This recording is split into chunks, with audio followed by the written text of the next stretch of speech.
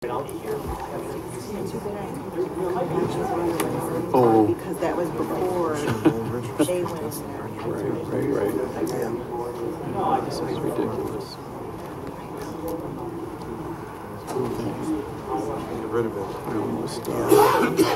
It's in there to Bob this morning. I was talking about things are going to be so political that we can't, Yeah. Did you say that? Well, I told them, you guys, you're politicians. We need to be able to do our jobs. And we're not going to agree all the time. Right.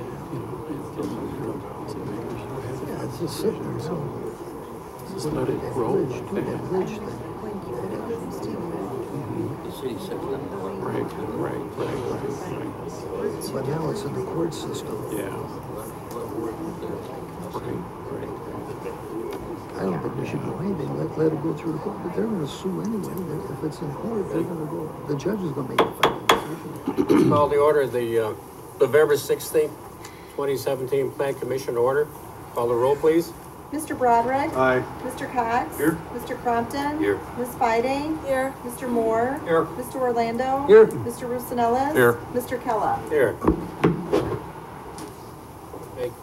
Call up the first item, please. Yes, Mr. Chairman and members of the commission, there has been a request for a tabling in the event that anyone is in the audience for A-11-17, and that's the annexation of 1311 New Lenox Road. The petitioner in that matter has asked for a tabling to next month's meeting. So a motion and vote would be in order. I make a motion. Second, anybody? Second. Call the roll, please. Mr. Cox? Aye. Mr. Crompton? Aye. Ms. Fiding? Aye. Mr. Moore? Aye. Mr. Orlando? Aye. Mr. Roussanellis? Aye. Mr. Broderick? Aye. Mr. Kella? Aye. Okay, and the other request that we have is to move A-10-17 up on the agenda. We will take that matter after the first case, which is A-4-17, but we will move A-10-17 up on the agenda to second place after A-4-17.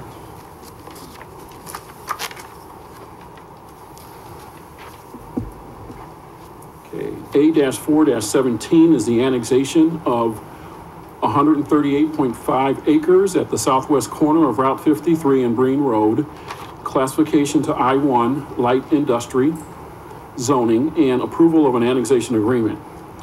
The applicants in this matter, Providence Bank and Trust, as trustee of Standard Bank Trust number 16876, beneficiaries Mary W. Smith, status of the applicant as owner. Requested action is approval of an annexation, classification to I-1, and approval of an annexation agreement. The purpose of this request is to maximize the value of the use of the property. Existing zoning is A-1, and that's agricultural, unincorporated Will County. Location, southwest corner of Route 53 and Breen Road. Size of the property is 138.5 acres. Existing land use, I believe it is agricultural. Surrounding land use and zoning to the north is undeveloped farmland, and that is R1B, City of Joliet. To the south is residential, unincorporated Will County. To the east is residential and farmland. Portions are B3 zoning, Joliet, and unincorporated Will County. To the west is residential and farmland, R1B, City of Joliet, and unincorporated Will County. Under site history, a proposal to annex the 130 acres, classify it to R1B, single-family residential, and B3, general business zoning, and an approval of an annexation agreement was submitted to allow Primrose Subdivision, which included 313 single-family lots on 117 acres and a 21-acre commercial site at the southwest corner of Green and Route 53 in December of 2005. That petition was withdrawn prior to Plan Commission consideration.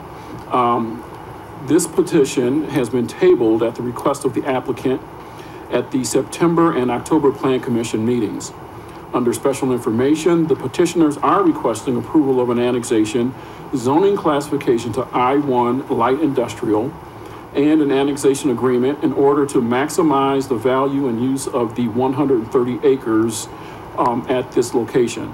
There are no known parties interested in the site or development plans at this time.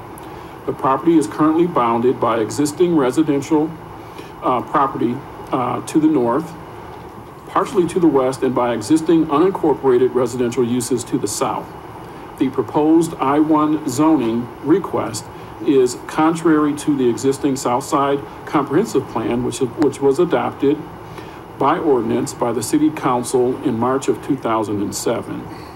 The Southside Comprehensive Plan designated this area as residential with a small portion commercial at the southeast corner.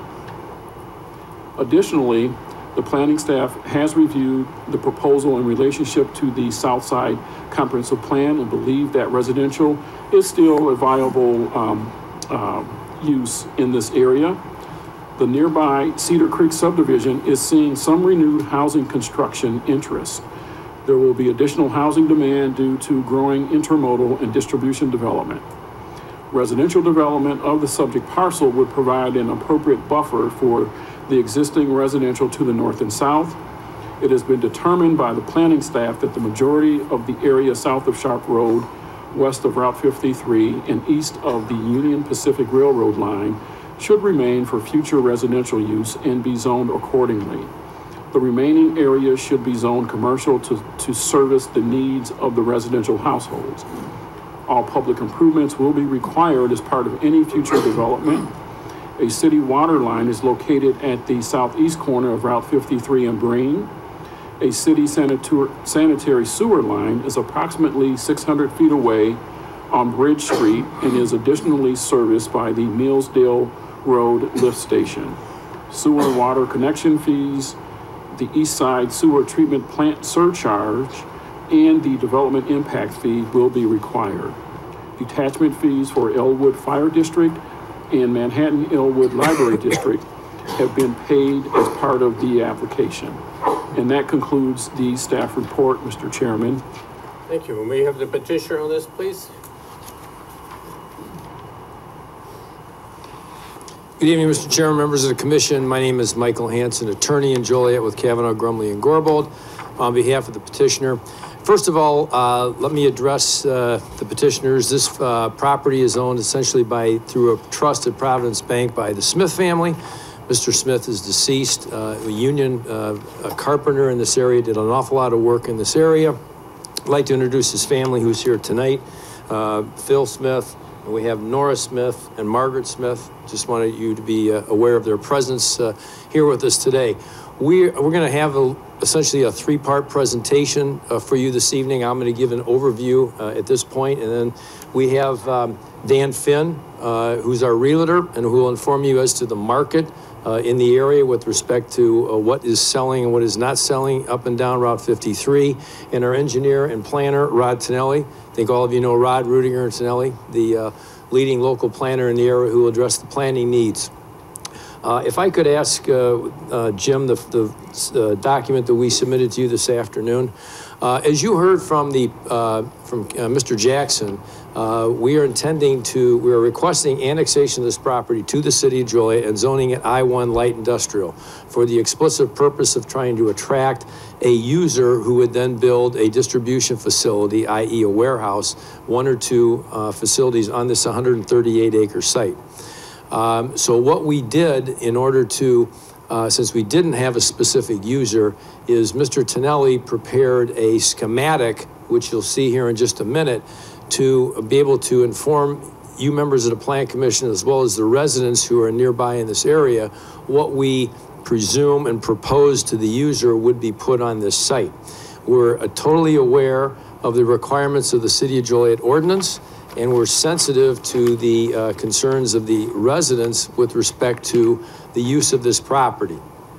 So as you can see from the schematic, which is on the drawing, I think it's available to all of your computers, and Mr. Tonelli can certainly more better versed than I am since he's a professional planner.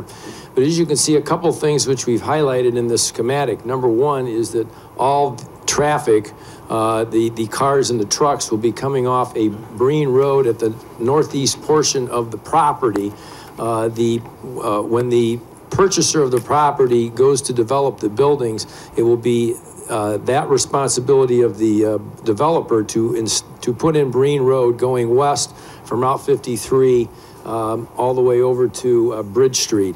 Now, all the vehicular traffic and trucks will be going out there. There will be no other access points to this property. As you can see also on the west side, the south side, and the east side of the property, there's landscape buffers, 75 feet. There will be, and in that landscape buffers, there will be screening buffer as well. We will provide a berm of 8 foot to 10 feet in height, and that berm will then be topped with trees and evergreens. So we're attempting to do what we can, and we're certainly open to any other suggestions that the Plan Commission may have in order to make this property as invisible as you can from the specific uses that will be on the property. We will be talking with the City of Joliet, Mr. Regis, their attorney, with respect to any other requirements, restrictions, other details which will be included in the annexation agreement, which will run with the land and then be requirements of the specific user. So we want to address these now at this point in time before the Plan Commission and the City Council so that the prospective user, the purchaser, will be aware of exactly what it has to comply with when it purchases the property. The reason that we're doing this, of course, is that we believe the market is right now for industrial facilities in this area. I think everybody's aware of the fact that the tenor of this area totally changed in 2007 and 8 when Centrepointe came to town, and the respective distribution facilities and the transportation hub that this area has become, meaning this specific area. And I think that when you hear the testimony of Mr. Finn, you'll understand that this specific property is just not suited anymore for residential, and the highest and best use of the property will be the light industrial use. We really don't know right now what type of use that would be. Is it going to be manufacturing? Is it going to be distribution? We don't know. But we believe that we can, that it's best for everyone involved to get this property zoned now, to couple this property with an annexation agreement that has the proper protection, restrictions, et cetera, in it to not only provide them for the purchaser, but also to protect the residents. So with that introduction, I think I'd like to ask Mr. Dan Finn to come up, give you an overview of the real estate market, and after him, Mr. Tonelli will come up.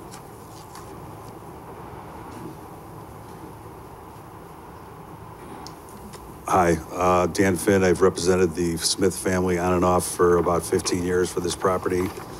Quite simply, I had an appraiser take a look at land transactions in the last 10 years in Jackson Township for 20 acres or more.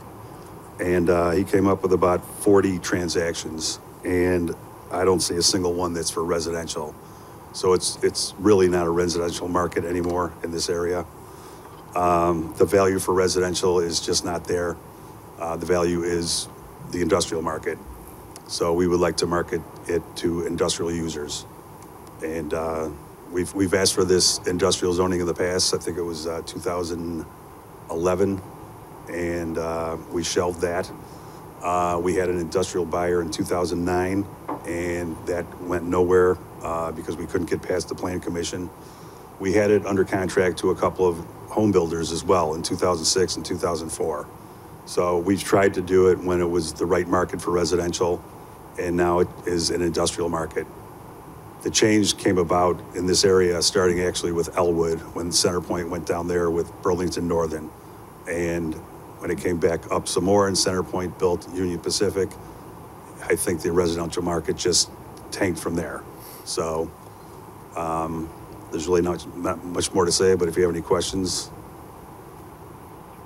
What was the detriment to the home builders that came to you? What stopped that from going through? The one in 2006 was the most viable, and that was with Kirk Homes, and the contract ended on June 30th, 2006, which, by the way, I asked Mr. Haller, who was the planning commissioner at the time, if we could get industrial zoning then. So we've been trying to do this for a long time.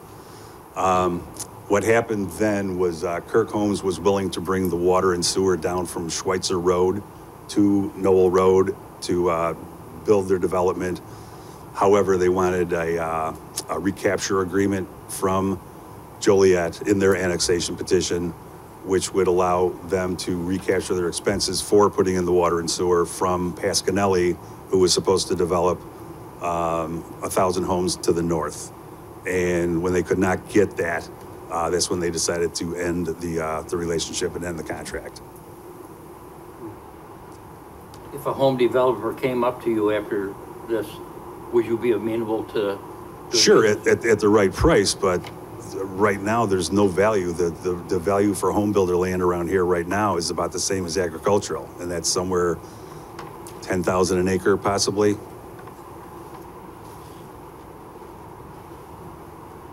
As far as the residential property that's available to the north of us that Pasquinelli left behind, there is some interest, I've been told, from one builder, and they want to do entry level, and that's all they think that they could do there.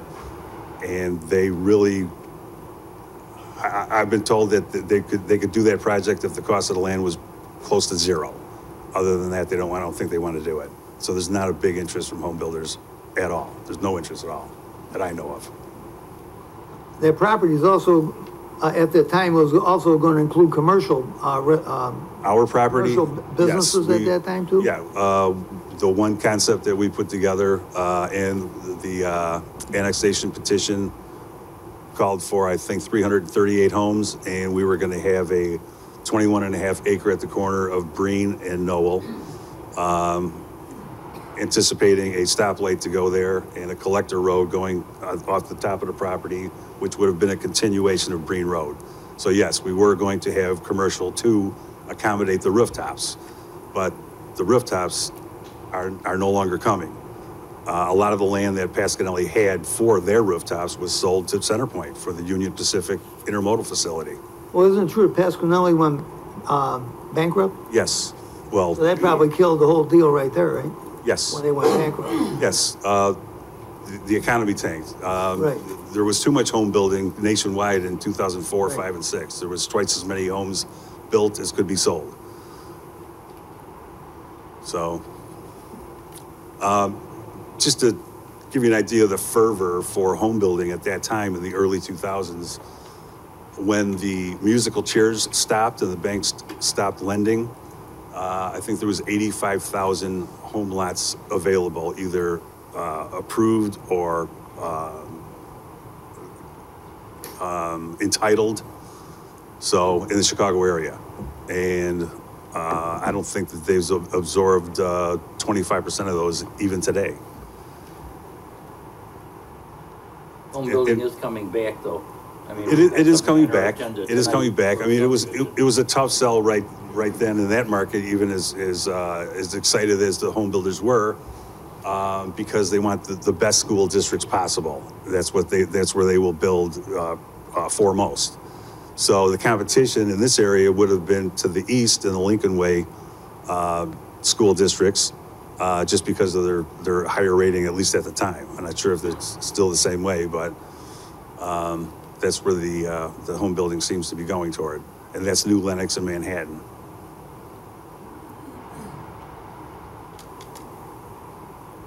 Shorewood had a strong market, and we were told at the time, back in the early 2000s, that the reason for the home builder interest in this region, which was supposed to be an industrial region to begin with, and had an arsenal, the bomb-making plants on it with 10,000 employees a day traversing the area and trucks with bombs in them, is because the land got so expensive out towards Shorewood. And the builders said, listen, we can't build houses out here at $65,000 and $85,000 an acre. What do you have for us? And Joliet pointed to the home builders southward, and that's where Pasquinelli came up with a big project and a couple of other builders, and it seemed to make sense, but the market said no eventually. The economy, the banking crisis, the real estate crisis, all at the same time. Great, thank you. Anybody else have a question for Mr. Finn? Thank you.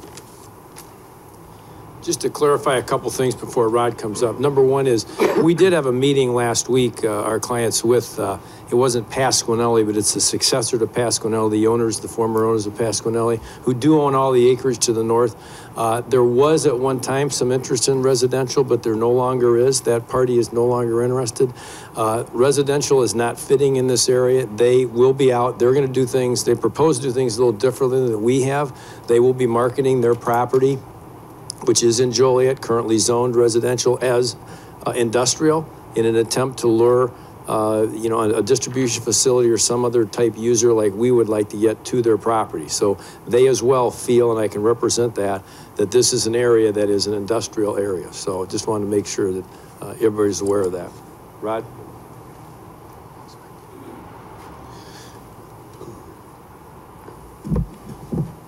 Good afternoon, Rod Tonelli, Rittiger Tonelli and Associates. So I think Mr. Finn did a good job in the conversation of reminding us of the start of the Great Recession and the housing bubble burst that happened in 2008 and 9. So I'd like to take us back and talk a little bit about the comprehensive plan. Staff made mention in the staff report about the Southside Comprehensive Plan designating this property for residential and a portion for commercial on the potential corner of Breen and 53. As those of you who were on the commission then will remember, my firm actually assisted the city in preparing that comprehensive plan. So I'd like to talk to you a little bit about the difference between 2007 and 2017, building on what Mr. Finn had talked about. You were reminded that when we were doing the comprehensive plan for the south side of Joliet in 2007, the Pasquinelli development was already on the table. 1,000+ homes, both sides of Route 53, both sides of the railroad track. There was also development on the McCormick assemblage, which was between Ridge and Cherry Hill at Spangler Road. Similarly sized 1,000+ unit housing development. You may remember there were other large housing developments in the area being proposed. Centex had a large project to the south on 53, which would have been in Elwood. MCZ was another developer that was proposing a similar size project, again up to 1,000 homes. And so this was the context or environment with which the city was looking at that Southside Comprehensive Plan at the time. Those were the things that were present. When we put that plan together and what the city, with your recommendation, ultimately adopted, was recognizing all those residential projects that were on the table and on paper. That land was owned or under contract to residential developers, so we had to deal with that. What wasn't there in 2007 was Centrepointe's Joliet Intermodal Center or the Union Pacific Rail Yard. So when we fast forward to 2017, everything's different. Of all those thousands of homes that were proposed, only a couple dozen have actually been built. Centrepointe has opened their park and the UP intermodal yards opened, and we've seen how that's dramatically changed what the demand and market is for land in that area. And there, as Mr. Finn discussed earlier, there's not today a market for residential. It was mentioned that there's a builder looking at the lots that Pasquinelli left behind in the Cedar Creek development. And that's true, I've met with them. We had done that subdivision project for Pasquinelli. I did the planning and engineering for it. And so that home builders come in to see us and ask for those plans, and we've talked about it. If they do that, they're able to only because those lots are being sold at a discount. After the development went under and the bank foreclosed on those properties, they eventually were sold to a third-party investor who picked them up for practically nothing. and they're being sold potentially to a home builder, if that happens, for a very, very, very low discounted price. Much less than it would actually cost to develop a new subdivision and build new streets and bring new lots to the marketplace. There's not a market to do that. So again, if we do have houses come back into the remnants of that Cedar Creek development, which would be good for those empty lots that are sitting there, it's only because of the discounted nature of those lots, because of how they suffered after the recession.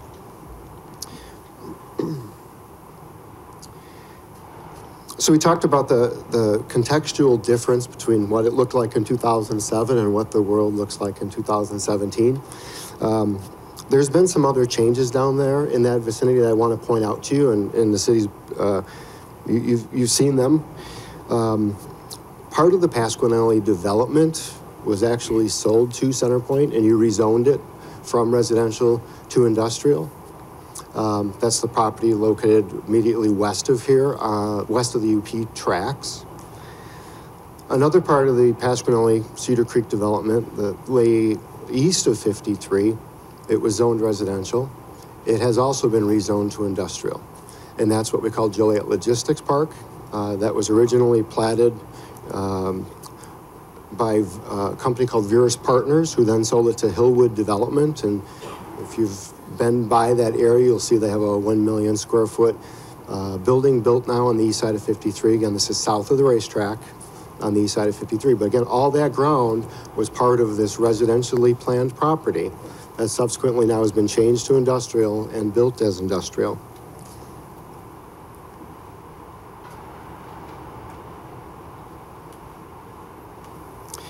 I know, you're going to hear from a lot of the residents of the area today who have concerns, who, as you'd expect, are accustomed to living next to a property that has for a long time been a farm, and they had hoped for a long time would be residential use.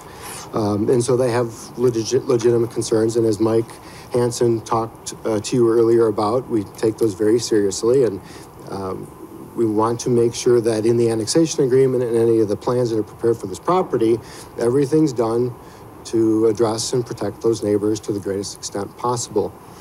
And you've done that before. I want to point out a couple other examples where, again, just in this area, we have industrial parks that were developed that are adjacent to residential neighborhoods. Just up the street to the north, there's a project called Joliet Crossings. It's on the west side of 53, directly across the street from the drag strip property. It lies between Schweitzer and Sharp. There's 3 industrial buildings on it. It was developed by Monotony. It's about 80 acres in size. It abuts 15 houses that front on Sharp Road, almost an identical situation to what we have with these homes on Noel Road. When that industrial park was developed and the homes were there first, there was approximately a 75-foot landscape buffer area placed along the south side that was then used for berming and landscaping to provide screening and buffering between those residential uses. So we've already seen almost an identical situation just up the street happen here in the city. Similarly with Laraway Crossings Industrial Park at the northeast corner of 53 and Laraway Road, and you're all familiar with that, housing Amazon, 2 facilities, IKEA, Cadence Logistics.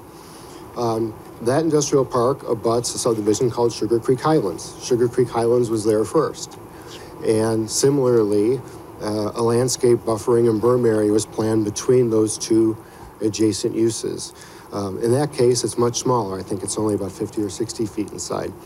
So we have examples again where the marketplace for industrial land spoke. Someone came to you, asked for their piece of property to be zoned and developed for industrial, and we collectively, as the planners, commissioners, staff, needed to make sure that we did the best job with those plans to put those 2 uses next to each other. You've done it before, and we're asking you to be able to do it here again. So I just want to conclude that, every property has its right to ask you to allow it to be used to its highest and best use and thereby achieve its greatest value, right? I think, as you've heard from my comments today and Dan's, we believe the highest and best use here is for industrial, that there is no market for residential. and that the trust has a, right path here to ask you for industrial zoning because that's the best use of the property. And again, I'd ask you to take that into consideration and hopefully see it that way today. Thanks. Can I answer any questions? Any questions from the commission? Yeah, I have one. You said that the industrial property is worth more value now? Yes. Industrial, there's a 900,000 square foot building across the street. Sure. It's empty.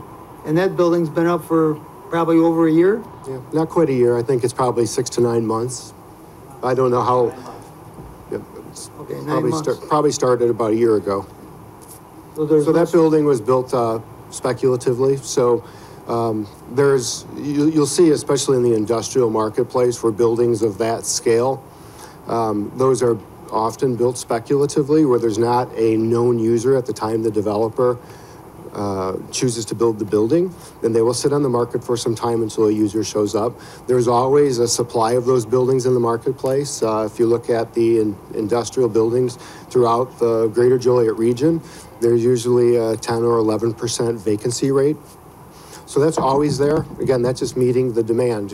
You guys deal with this all the time, so I'm not telling you anything you don't know, but the development cycle requires, a good deal of time to go from a piece of farmland to a building that can be occupied, right? And so what the industrial developers are always needing to do is identify the pieces of property that they can take through that cycle, and so that 12 months or 18 months from now, they have the next piece ready to go online. So when that buyer or tenant does show up for that building, they're not left without anything to be able to put them into, okay? So again, that building, I understand it's vacant now, but that's not uncommon for a building like that to have a period of time to sit vacant until a user shows up. So this property here will be a speculative proposition also, right? It may or may not. So as was indicated before, we do not have a specific developer or user for it at this point. Zoning the property and annexing it will help the process of identifying somebody to do that. Whether that developer brings a specific user for it or chooses to develop it speculatively, that'll be their determination at that point in time. The concept plan that I prepared and you're looking at today, again, that was done illustrative, right? To just give you an idea of how the property could be used. It kind of maximizes the amount of space that could be built there, but that could be developed with smaller buildings as well. So again, it's, when an industrial developer does put a contract in to purchase the property, if we have that industrial zoning available, they'll make that determination as to whether they have users they can put in it or if they'll build buildings speculatively. Okay, if this is going to be zoned industrial, then all of a sudden, 3 years down the road, you get a big commercial builder, commercial or even residential builder that wants to build homes, then you're going to have to come back and get it reclassified again, right? Yeah, that's not going to happen, Commissioner Orlando. It's not going to happen? No. I don't think you got a crystal ball. Do you? Well, I'm pretty confident that there's no market for developing this property residentially. Well, I have to disagree with you on that one. Well, what would be the problem of sitting on it as is till you get a developer that wants to come in and then bring it for, to be, go industrial? Sure. I mean, both approaches are sometimes taken. When you take that approach, no one's buying it unless they're getting the zoning at the end of the day, right? For an industrial developer, that's the highest and best use. They're not purchasing the property until they know the zoning's in place. So it behooves us to take that step now to get the zoning in place so that that highest and best use can actually be achieved. Any other questions? Thank you, Mr. Tonelli. Thanks. I just make one add-on to the last question, Rick, that you had that Rod said.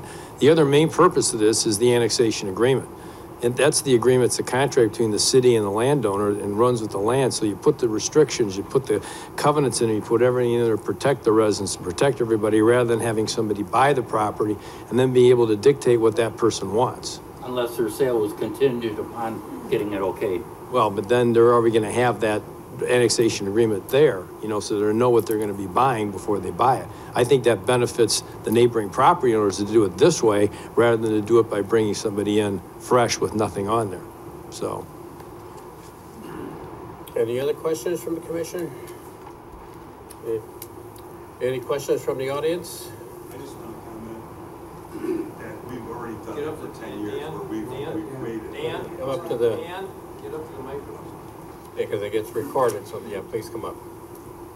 As far as waiting for a user to come and then apply for the zoning, we've done that for 10 years. So for the past 10 years, without this zoning, we're not going to be able to get the user. Bissell Floor Company, the vacuum company that went down to the Coldwater Creek farm near Elwood, they tried to buy this property, and without the zoning and annexation, they wouldn't do it. So they went down there instead. Thank you. Yes, sir. Give your name and address, please. Hi, my name is Jack Hicks, and I live on Knoll Road in Elwood, Illinois. Ladies and gentlemen, I'm going to let the professionals take care of this, who's really professionals. However, as a homeowner, someone who's seen this up close, what you're seeing right now is a thing on this board. But what he showed yesterday was a duplicate, but it was close up to where we could see this. And my house is the third little spot on their property with the big swimming pool, okay? That's 75 feet is like from here to that wall there. And I'm gonna have a humongous wall.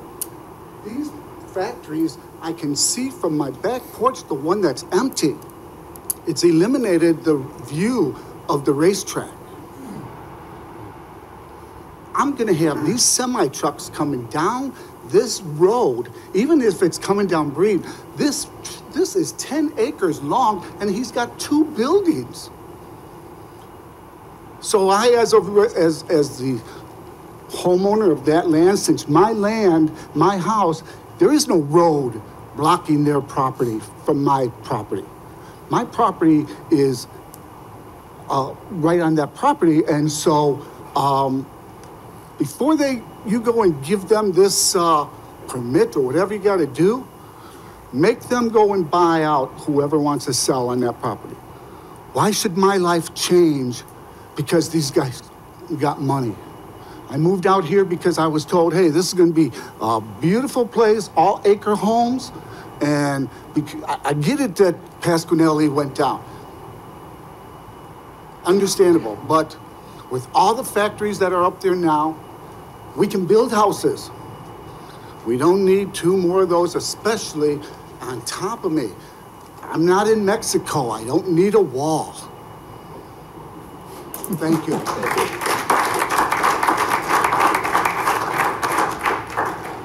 Anybody else have a question or any comment? Please come up and. This guy again. My name's Al Gutierrez. I live on Sharp Road. I worked soil and water for 36 years. I hear all of this about how many lots they've already got with city soil and water that aren't sold. If you recall, in 1980, we had the same thing. We had lots. They were going to start laying off. My company was going to start laying off people because they says, you know, what are we going to develop? Where are we going to put soil and water? We've got hundreds and hundreds of lots. By the end of the year, we were working overtime to try to keep up with housing demand. Now, when I hear about people say, you know, about how things were in 07, let me take you back to how they were before the tracks came in. If there was a traffic tie-up, you could get on Rowell Avenue and go to Joliet. The big track came in there, Chicagoland Speedway came in, vacated for the good of the people, for the good of the track. Centrepointe came in, vacated Brandon Road for the good of the people. No, it was because they needed the property and they were willing to pay for it.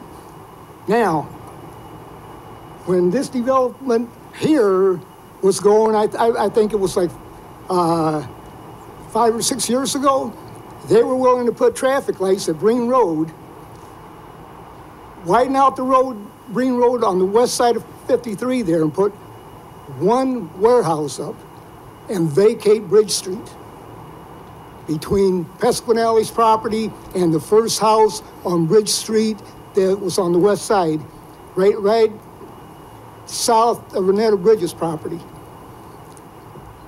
Now you hear about, there only going to be 2 small warehouses. Look at Joliet Crossings. They came in there, put one big warehouse up, speculatory, right? They went bankrupt. What nobody says, when they go bankrupt, nobody was to take care of the agreements that they had. They told us when that warehousing was going in, oh, you're going to get a berm. It's going to be just like across the street from Joliet Junior College. They got warehousing, a big berm. They keep it up. I give you that. They do keep that up. When Joliet Crossings came in, we fought with the city to make them cut the berms. We used to cut them ourselves, my neighbor and me. But he was, again, when you get that mower to the top, the front end comes off the ground. Those are 17-foot high berms, right? Now, another thing, on the way over here, I live on Sharp Road. What is that? Not even 5 miles. 35 minutes to get here. Centrepointe went in. They told the people, the only trucks that are going to be coming down Laraway Road 53 are trucks coming out of warehousing that is built on 53, or on Laraway Road. If any of you go down there, take Brandon Road from Route 6, go west on Laraway Road, Patterson Road, you got trucks that I think are coming out of Centrepointe and Elwood going through there to pick up Laraway Road and go get 53. In my opinion, Centrepointe should be obligated to buy Laraway school property out, because the only reason they had to sell and build was because of all these trucks coming out of Centrepointe. It wasn't because of the trucks coming out of the pit, I guarantee you. Excuse me. We're talking about this property, not everything else. You have it all ties in. Right now, there's so much truck traffic. Unless you can get with the state and build a 6-lane highway to where the trucks aren't taking up every lane, the police, they don't go out there and say, trucks are only supposed to be on the right lane on a 2-lane road, or on 2 lanes going each way. They can only be on the far right lane. No, they're on both lanes, cut you off and everything. What do you think more warehousing is going to do? You think they're going to say, oh, we got more warehousing, we're going to start obeying? No, it's not like that. Ever since they started building out their warehousing, the only ones that get screwed over are the residents. And I've been there since 1973. I can tell you, if somebody proposed to build a warehouse for the old Kmartists over on Larkin and Jefferson, I'm pretty sure you guys would say, you know what? We don't want the truck traffic out here going through there. But as long as it's out to the south, we can't see it from Joliet. And we don't deal with the traffic daily. So before you build these warehouses, and I think on Laraway Crossings, I still think that there's some up for sale because they're not filled up yet. So what do? You build more speculatory warehousing? How much tax money is in there when they're, it's not like when you build that house, and when I heard them say, well, they're not building out there. You go over in Wooded Cove, they're building. That's right off Arsenal Road, on the south side by the tracks there.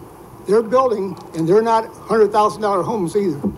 So if Elwood can do it, if you market the property right, you're going to get a lot more money for property, for quarter acres they're building houses on, than what you're going to get for a warehouse. And you're going to get a lot more tax money for a single-family house than what you're going to get for one big warehouse. Take that into consideration. And if you ever get a chance, go out there west of 53 on Laraway Road and take it all the way down to Baseline Road going toward Elwood and see what kind of traffic you run into. I've been out there, I've seen all the traffic. All right, thank you. Thank you.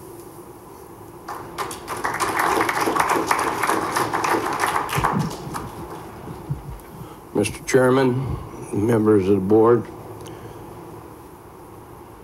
This is a difficult issue in Jackson Township that we are facing. But let me say that your professional, Mr. Jackson, hit all the right buttons in his opening remarks.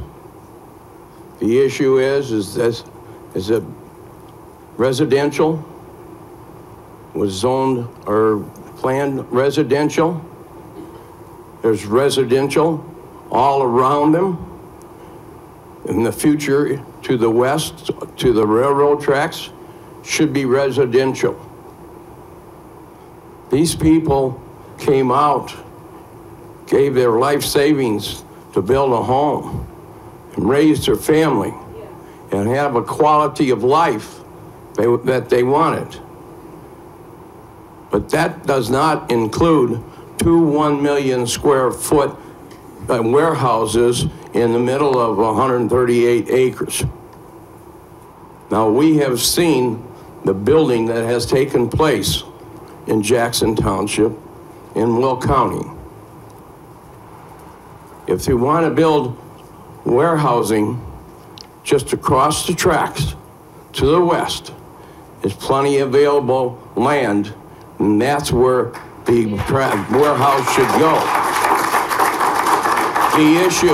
The issue is that located there, you got direct access to a interstate highway, I-55. Now, right here, these two sites, and the one across the street from it that's already built that Dominic mentioned, you are going to push all the traffic.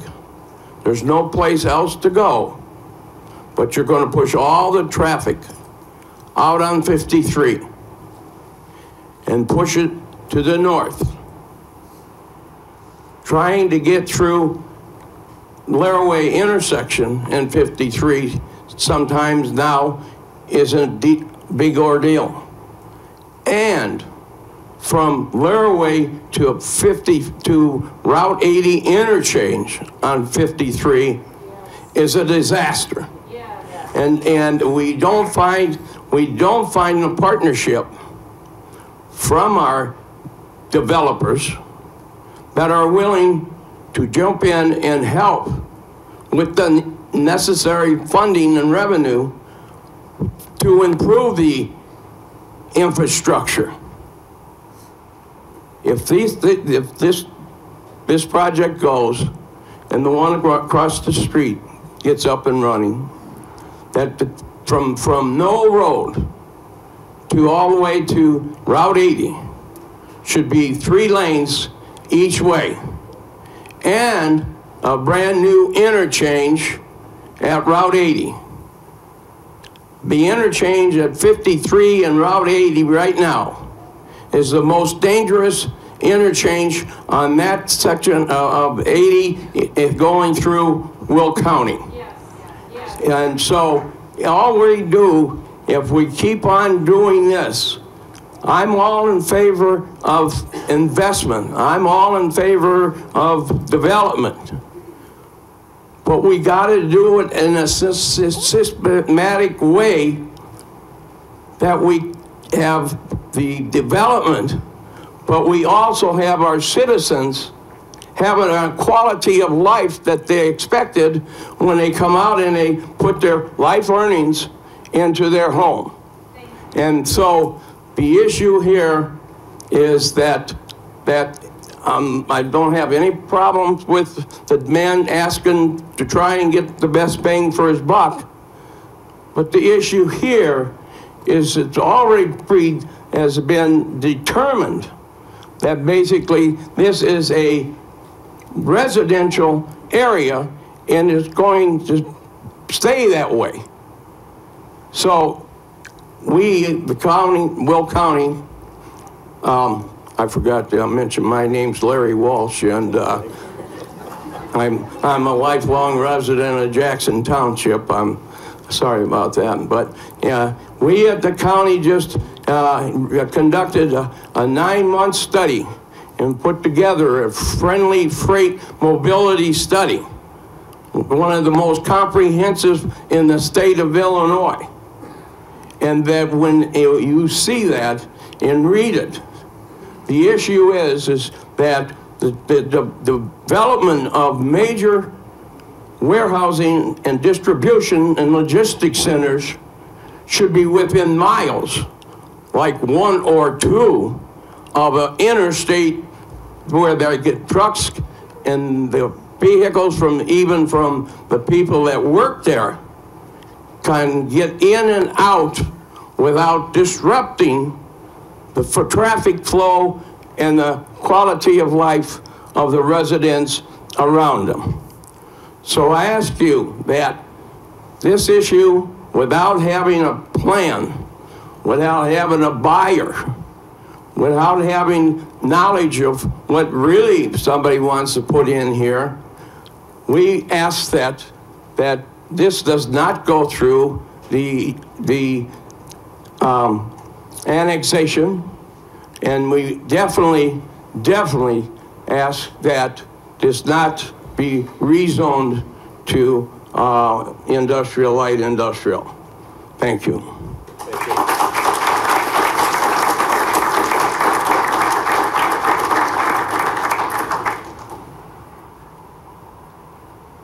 My name is Gabe Friend, and I live on Keith Allen Drive. One question I'd like to start with is, Dan, you'd mentioned that residential is going for $10,000 an acre. Can you tell us what the industrial land in the area is going for? Goes for lots of different values. Probably 5 to 10 times that. So I think at the beginning of the staff report, the reasoning for the proposed annexation and zoning change is a desire to get the highest and best value for the Smiths' land. And in and of itself, I have no problem with that. That makes sense. What I think you all probably realize, but to me, the decision comes down to all of us that live in the area, our property and the appreciation of our property is going to go down. It's going to depreciate. So our value is then going to be reassigned so that when they sell their property, it can be a higher value. Both Dan and the engineer here were demonstrating to you that your comprehensive plan is obsolete due to Centrepointe. And I appreciate your comment that who's to say residential won't be back. I appreciate the gentleman who lived on Sharp Road who said, you know, in 1980 it didn't look good. In 2007, we didn't know it was coming. And residential has, development has happened in Joliet. And I would challenge you as a plan commission, rather than haphazardly take one parcel of land at a time as it comes to you and change it from a residential or agricultural or other purpose to industrial, to halt that.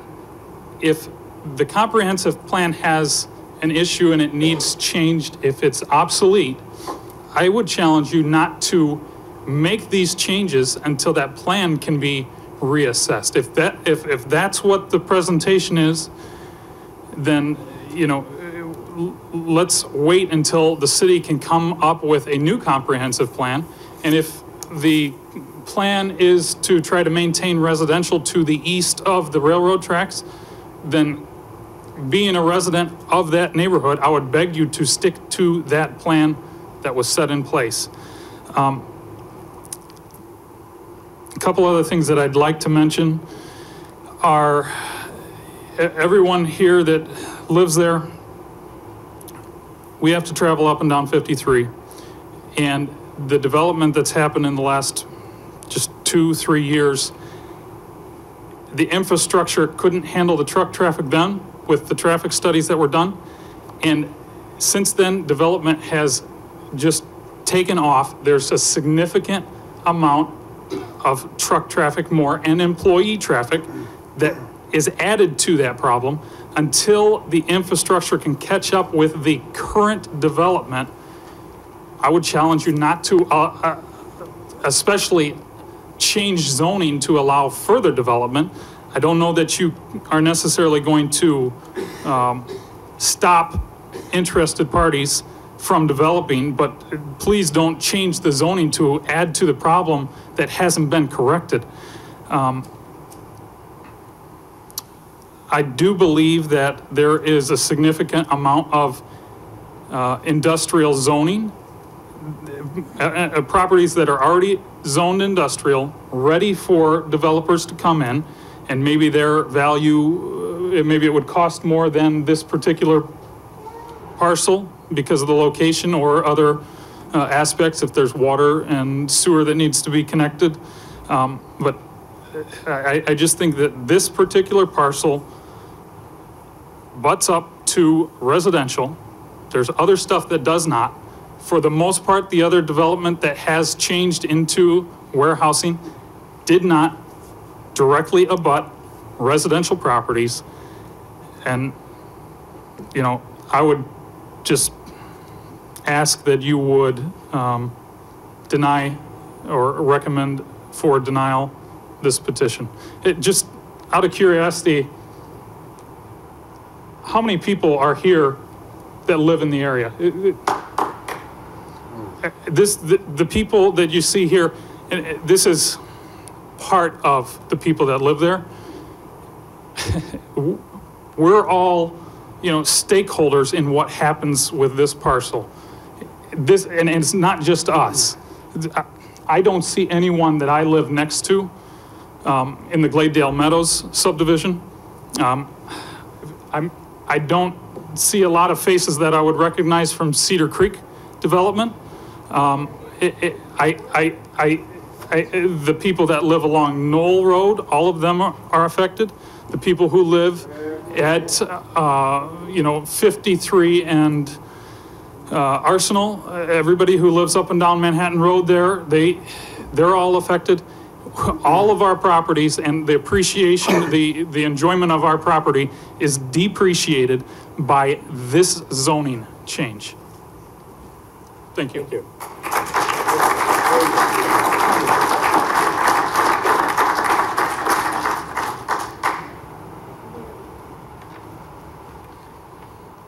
My name is Gloria Payne. I live on Knoll Road. In fact, I live right next door to Jack Hicks, who spoke earlier. And I noticed on your map there, I'm assuming that the blue are the ponds. And those ponds there are no homes there. But the homes on Knoll Road, there's no ponds there. There's no buffer between the buildings and our homes. And in that area, you have elderly people. We have 2 young adults still at home that are inexperienced drivers who go down 53. The lighting on 53 is terrible. It's dark, and with trucks, it's dangerous. And you have the warehouse there, the employees that's coming out of Dollar Tree that do not really respect the traffic. They are coming out into dark areas that's making that 53 even more dangerous. And so instituting these buildings here with more truck traffic is going to make it even more dangerous for the people who drive on 53 and who live in the area. And so really respecting the people's lives who live in that area needs to be first consideration before you start building. Thank you.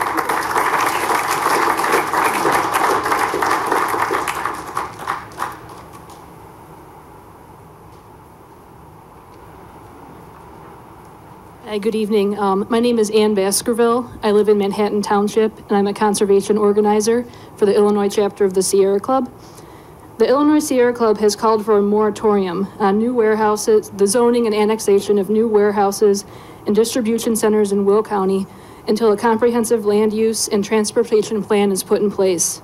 From increased diesel pollution in our air to the rapid conversion of prime farmland to concrete, to the amount of fossil fuels it takes to move consumer goods from foreign countries to this country, it's time to call a timeout and reflect on what's been happening to the people in our neighborhood. I want to basically echo what the other people have said, that if the comprehensive plan has been outdated, it's time to go back and just put together a plan that protects the quality of life of the people that live here and also their health. We know that diesel pollution and the particulate matter from the semi-trucks, it can really harm people's respiratory health. Someone mentioned that some elderly people might live in that area. They are particularly susceptible to the irritants in the air.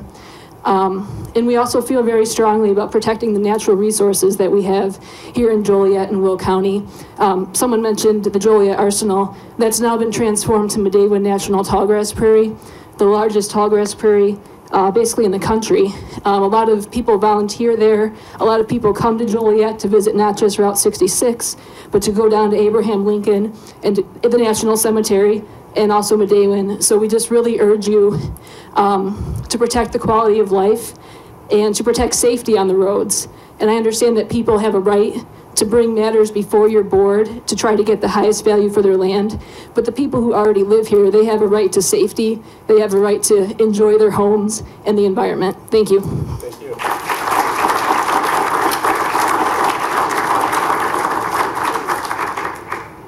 Okay, so we're starting to repeat ourselves, so I think it's time that we...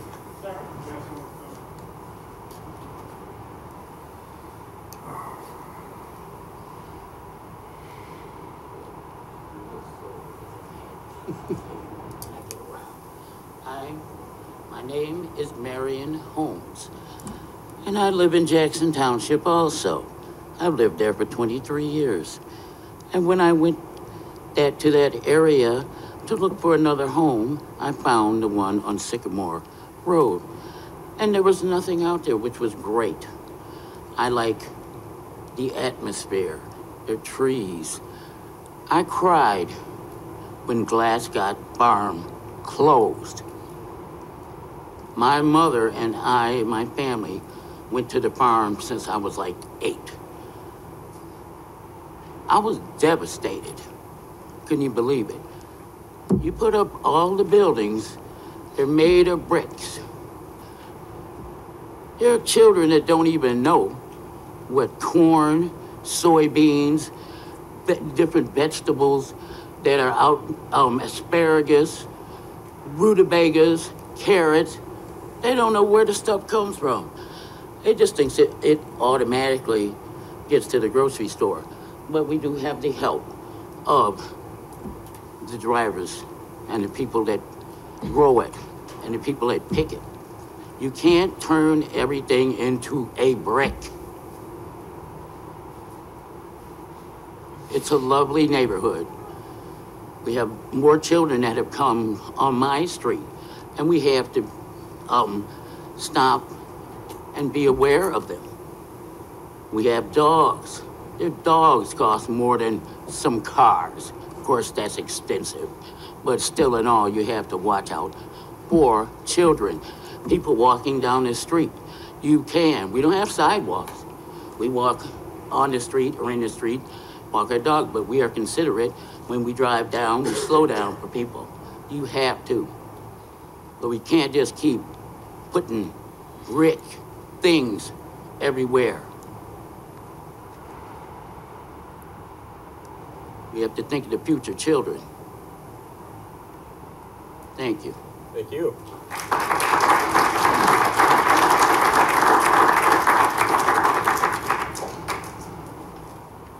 Okay, I think we've heard a lot, so I think it's time to make a motion for 8-4-17.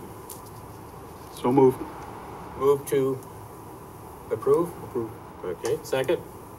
Do I have a second? Second. Second. Call the roll, please. Mr. Crompton? Aye. Ms. Fidey?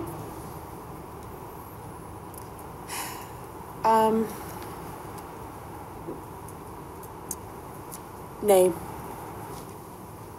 Mr. Moore? Nay. Mr. Orlando? Nay. Mr. Roussenelis? Aye. Mr. Broderick? Aye. Mr. Cox? Aye. Mr. Kella? No. So what's the final count? 4 and 4. 4 and 4. 4 ayes, 4 nays. This matter will move to the city council with no recommendation from the plan commission. Yeah, it goes with a no recommendation. With a no recommendation. Correct. Yeah. Do you know what date that'll come up? 19th. December 19th. So the council meeting of December 19th. So. That's the full council, the pre-council. All right, call the next item up, please. Okay. Next item on the agenda is A-10-17. I'll wait for the room to clear a little, Mr. Chairman. Just push them out. Oh, Mike, 10-17. You and Jim push them out. That one up, comment? Take them to the other side of the elevator and then close the doors. There it is, right there. You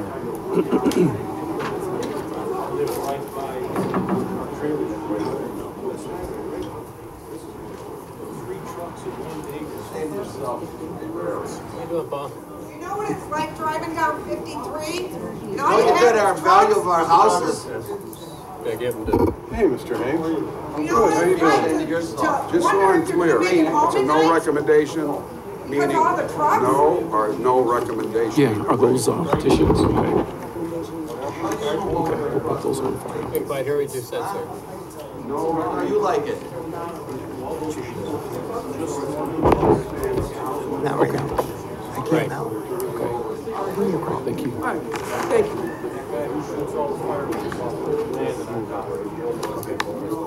Some of the stuff.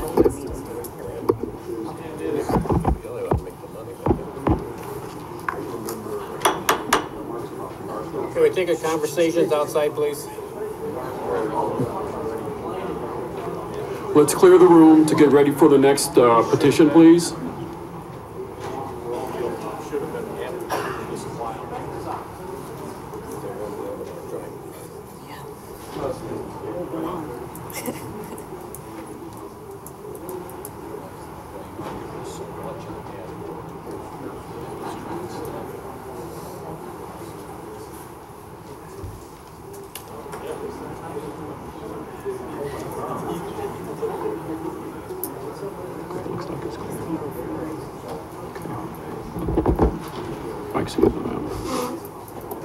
Let's clear the room, please.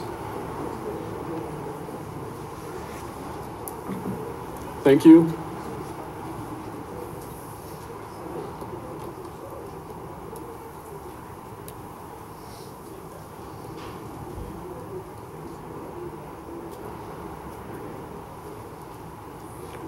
We're 18-17, right?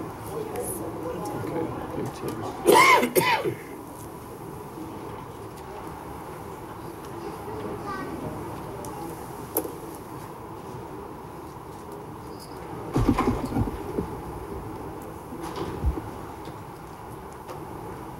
Petition number A-10-17 is the annexation of 30 acres located at 3800 West Mound Road, classification to I-1, light industrial zoning, and approval of an annexation agreement. The applicants in this matter are VM Land LLC, represented by Mark Marchetti and Vincent Farrow. They are the owners. Requested action is approval of an annexation, classification to I-1, light industrial zoning, and approval of an annexation agreement. The purpose of this request is to market for future unknown development.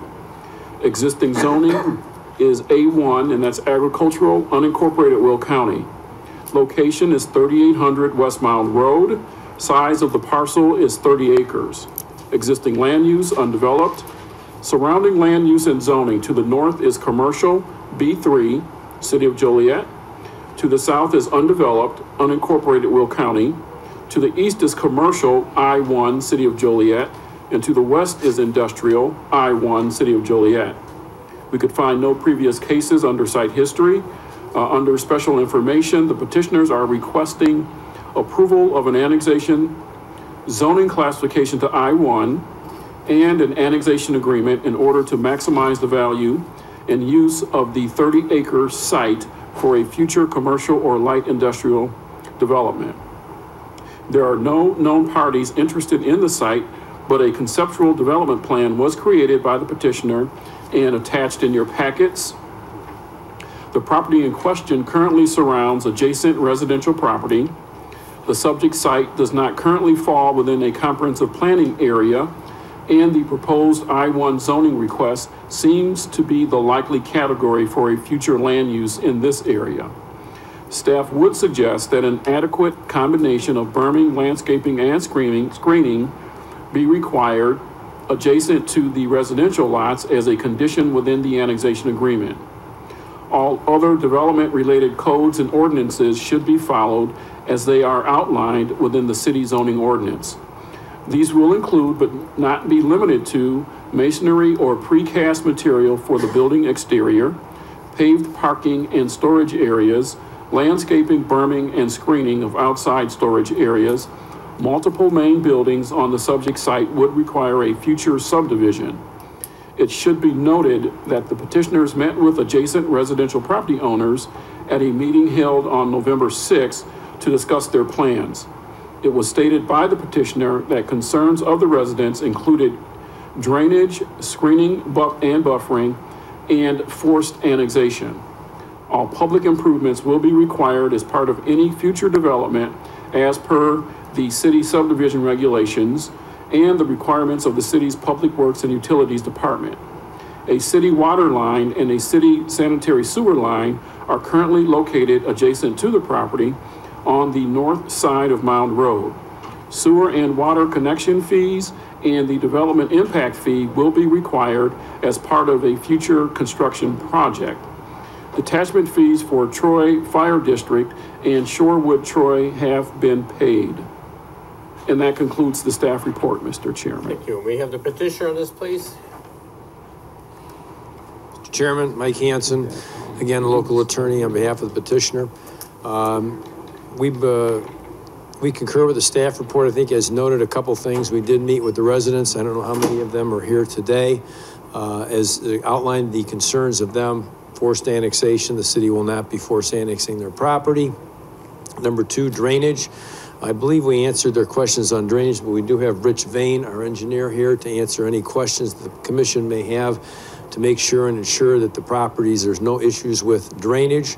I have received a draft annexation agreement from Mr. Regis. I believe that agreement adequately imparts what you heard in the staff report with respect to screening, buffering, et cetera, between the residences. This is an industrial area. This is the package of 7 homes that just happen to be around this specific area. The petitioner bought this property. It's a unique piece of property. They are in the process of filling it up, and then we'll list it for sale in the hopes that something will be able to be built there. I have no further comments at this time. Thank you. Any questions from the commission? Yeah, I have one question. Go ahead. The property in question over here goes around the back of the homes and yes. that. Okay, so the bigger portion, is it the bigger portion on the other side of the on the west side? I think the bigger, I'm not exactly certain, Dominic, which side is the bigger one. The one on the east is kind of the higher and the flatter one, and the one on the west is essentially the lower one and the one that's got a different terrain. Okay. Is that it? That's the only question. Any other questions? Any questions from the audience? Okay, hearing none, a motion is in order for A-10-17. So moved. Second. Call the roll, please. Ms. Fiding? Aye. Mr. Moore? Aye. Mr. Orlando? Aye. Mr. Roosevelt? Aye. Mr. Broderick? Aye. Mr. Cox? Aye. Mr. Crompton? Aye. Mr. Kella? Aye. Well, next item, please. The next item is Z-5-17 and Z-6-17. Z-5-17 is the reclassification of 9.36 acres along Cedar Creek Drive from I-TC, and that's the Intermodal Terminal Industrial Park zoning, to I-TB, Intermodal Terminal Transportation Equipment zoning. Z-6-17 is the reclassification of 80.2 acres along Brandon Road from I-TA, Intermodal Terminal Intermodal zoning, to I-TC, Intermodal Terminal Industrial Park zoning. Applicants in this matter: Centrepointe Joliet Terminal Railroad LLC, the owner, requested action, approval of an IT subcategory zoning reclassification for 2 parcels. Purpose is to zone for future proposed uses. Existing zoning as noted. Location: Cedar Creek Drive and Brandon Road. Size as noted. Existing land use: undeveloped and industrial. Surrounding land use and zoning: to the north is undeveloped with the IT City of Joliet zoning. To the south is industrial IT City of Joliet. To the east is industrial IT City of Joliet. To the west is industrial and residential IT and unincorporated Will County. Site history: Centrepointe Joliet Terminal Railroad LLC has petitioned for numerous requests heard and approved by the Plan Commission and the City Council for their Centrepointe Intermodal Center at Joliet development. The majority of the property was annexed, zoned IT, and approved with an annexation agreement as part of Phase 1 in 2008. Phase 2, which included all of Centrepointe Holdings at the time, was approved in 2010.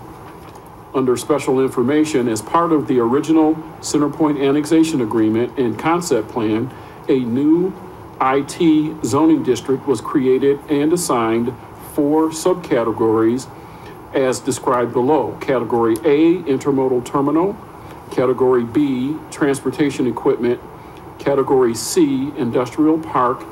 And Category D, transitional. The petitioner is requesting approval to reclassify the 2 subcategories at this time in order to correctly zone the 2 subject parcels for more appropriate land uses. The underlying zoning for the 2 parcels in question will remain IT. As per this request, 9.36 acres will be recategorized from C to B, and 80.2 acres will be recategorized from A to C. The proposed zoning changes are consistent with the site constraints within the area and the past development expectations of the intermodal industrial park. There are no known development plans for these 2 parcels at this time. The future development of these sites will require compliance to the IT zoning ordinance and the previously approved annexation agreement. Public improvements will be required as per the subdivision regulations and the Public Works and Utilities departments. Sewer and water connection, sewer surcharge fees, and development impact fees will be required as per the previously approved annexation agreement. And that concludes the staff report, Mr. Chairman. Thank you. We have the petitioner on this, please. Mr. Chairman, members of the commission, Michael Hansen, attorney, on behalf of Centrepointe Properties. We agree with the staff report and are open for any questions. Any questions from the commission? Yeah, I have one again. Can you tell me the difference between intermodal terminal industrial zone and a intermodal terminal park industrial park zone? Well, I may ask for a little help from Mr. Thurston here, but intermodal terminal is the main zoning for the Centrepointe Park out there. Okay, the intermodal uses, etc. Industrial park is just your general normal industrial park category, kind of like for your industrial warehouses that we've been speaking about here this evening. That'd be accurate. The intermodal is the category A is something along the lines of what the rail yard is for actual intermodal use. The industrial use is your warehousing. Okay, one question is 9.36 acres, that's gonna be, for transportation equipment, intermodal transportation equipment? Yes, sir. Now, is that for railroad? No, that'll be, it's, you know, the containers and the storage of the equipment that facilitates it. Right now, that's a small piece, kind of a remnant piece left over, so they can't very well put a warehouse-sized building on there. Right. Yeah, I was out there, that's that winding road. Yes, sir. It goes into, I got it written down here. Goes into DHL Logistics or something like that? Right. It's No. Novia and, I believe, CMI. Yeah, Novia. Yes. Okay, so that, you're just gonna use that for, containers? That area, that 9 acres, most? That's what the category B suits. I don't know that they have a specific design yet for it, but yeah, it's equipment storage. Okay, and then the 80 acres, what's that gonna be used for? Well, that one goes from being category A, which was aligned to, you know, possibly expand the Union Pacific intermodal facility, and they're recategorizing it because they moved some section of C to A in a previous subdivision, and they're trying to reallocate the portions of category C, you know, trying to balance it out from what they previously. In other words, more to industrial. Yes, sir. More industrial? Rather than intermodal. Be buildings, be Yes, warehouse correct. buildings then? More the buildings, correct, than railroad. Okay.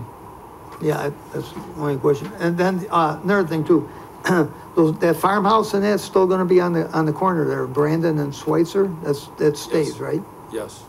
And just the property, just, on the opposite side of the farmhouse, that's gonna be taken in? There's another piece of property on the other side, Yule That's Schweitzer not Road? affected. On the east side of Brandon? Yeah, I guess, There's nothing on the east side of Brandon. yeah, it must be on the east side of Nothing Brandon. is affected on the east side of Brandon. No, west side. It's all west, right? Oh, west side of Brandon? Okay, all right. Okay, that's all I got. Questions from the commission? Any questions from the audience? Yes, sir.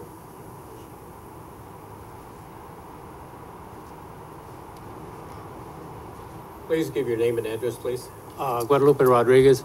I live at 23215 Brandon Road, which is just east of the 80 acres. I know that's part of the intermodal terminal.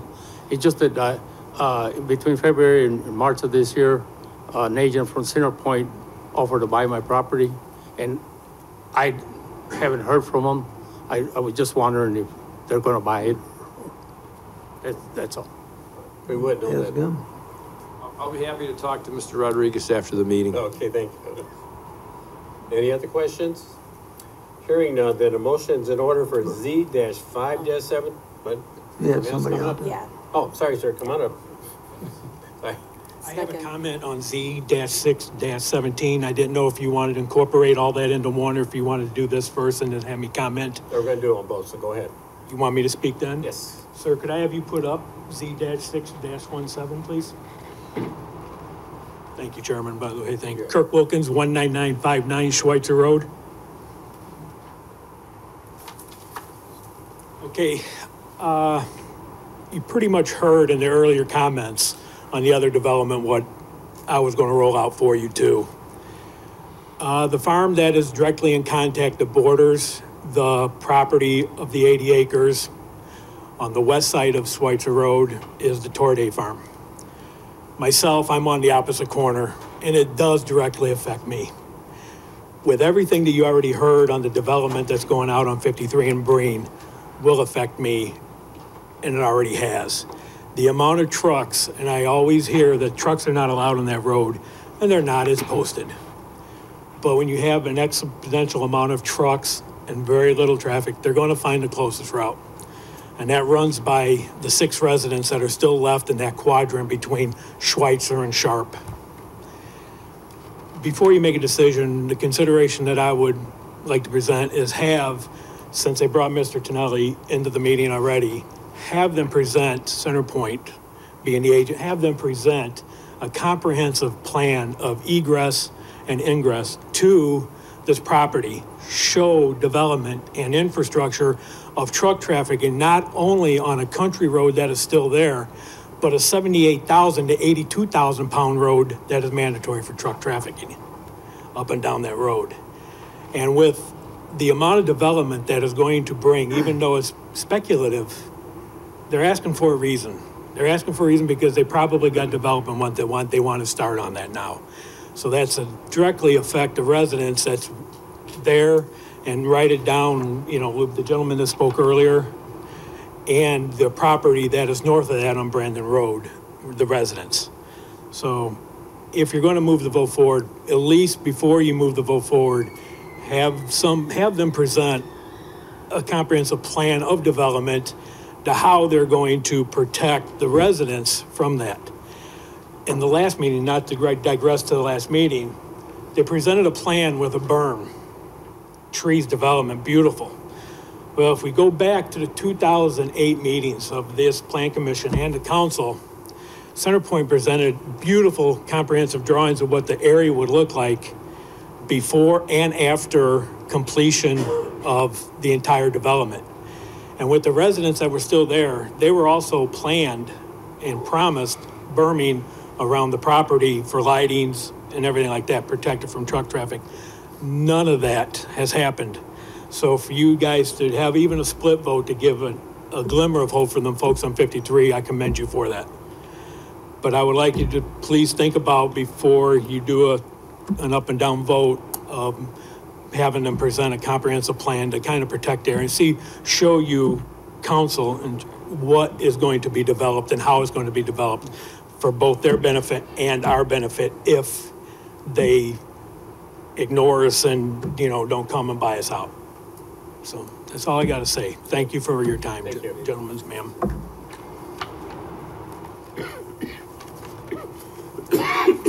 Mr. Chairman, if I could respond to Mr. Wilkins' remarks. Number one is there is a comprehensive plan in place, and it's been in place for 10 years.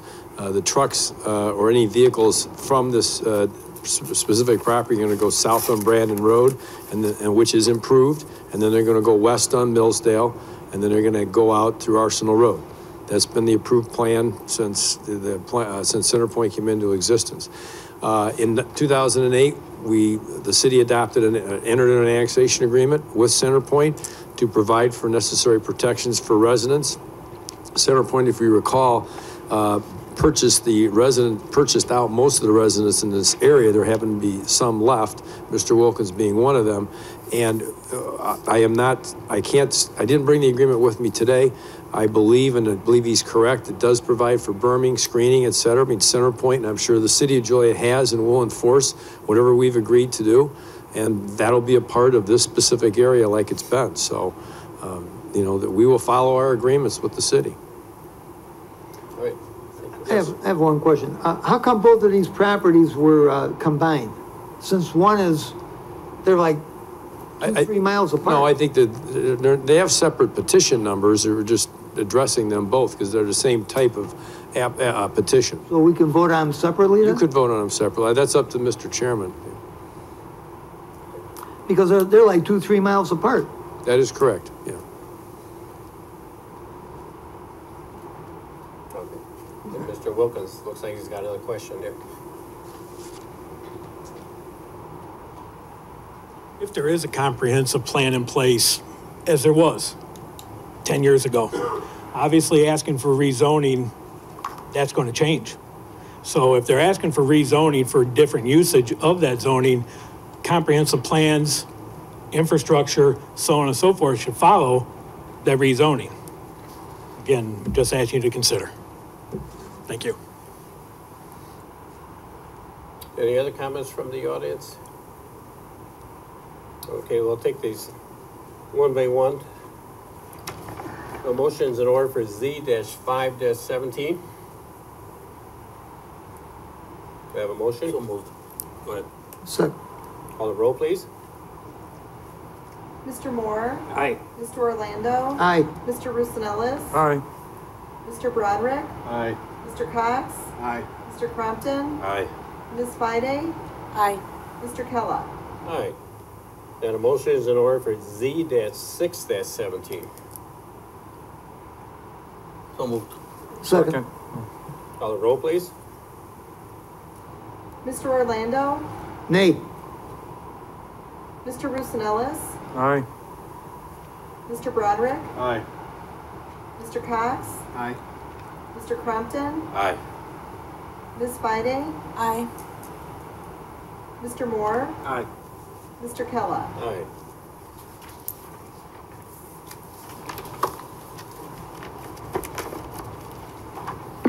Okay, call the next item, please. Next item on the agenda is V-8-17.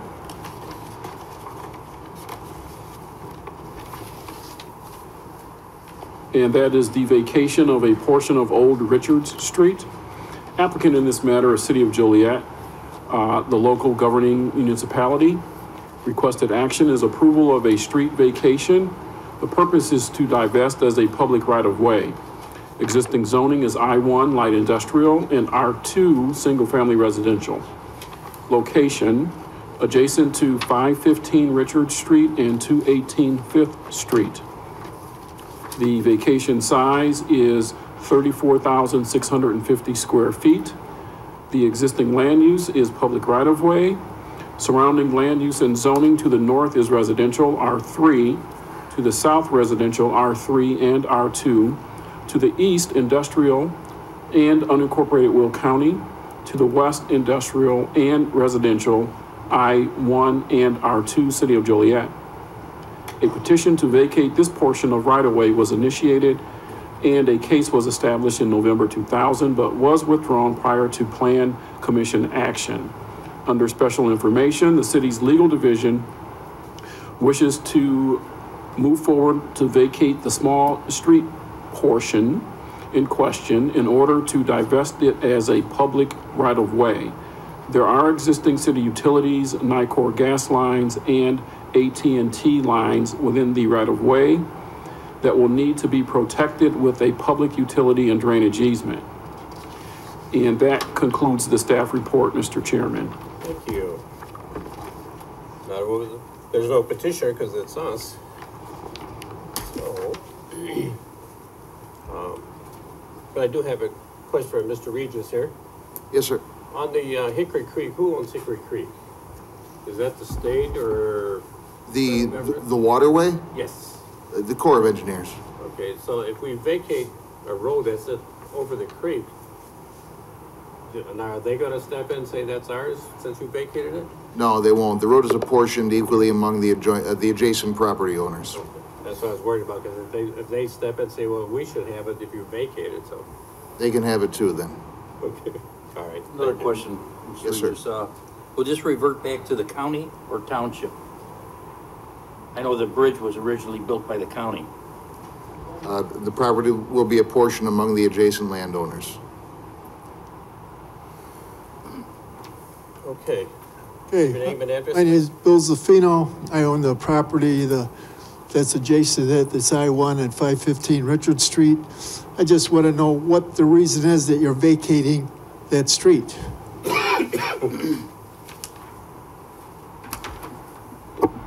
For the reason, you want to go ahead and explain to them?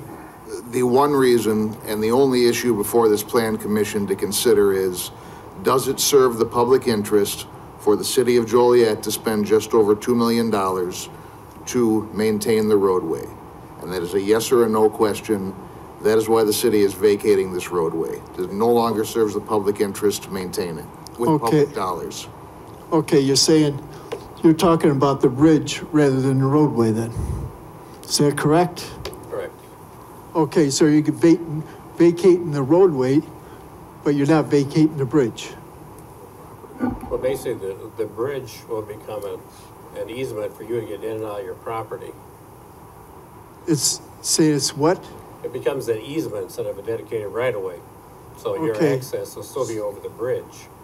So you're saying you're gonna vacate the bridge along with the roadway? Well, they're vacating the right-of-way so they don't have to repair the bridge. Okay, now when you vacate that, you don't repair the bridge, you're binding me so I have no access to my property. And you're saying you're gonna vacate the bridge so it's my problem? Because you guys gave me the the building permits to build there and you zoned it I-1. So now you're gonna just say, too bad? It's not your responsibility anymore? That a yes, no question? Yes. Okay, so what you're saying, according to the vacation, if you inhibit my property, according to the ordinance, you gotta pay me for what you're inhibiting my property for. That's not an issue for the plan commission today. That's not under our jurisdiction. So actually, you're vacating the bridge, not the roadway. That's what you're saying. That's the reason you're gonna vacate that roadway, so you can get away with vacating the bridge. There's no distinction between the bridge and the roadway. Okay, so what you said is the roadway is 500 and some square feet from one portion to another? Is that from Fifth Avenue all the way to the end of old Richard Street? That's correct.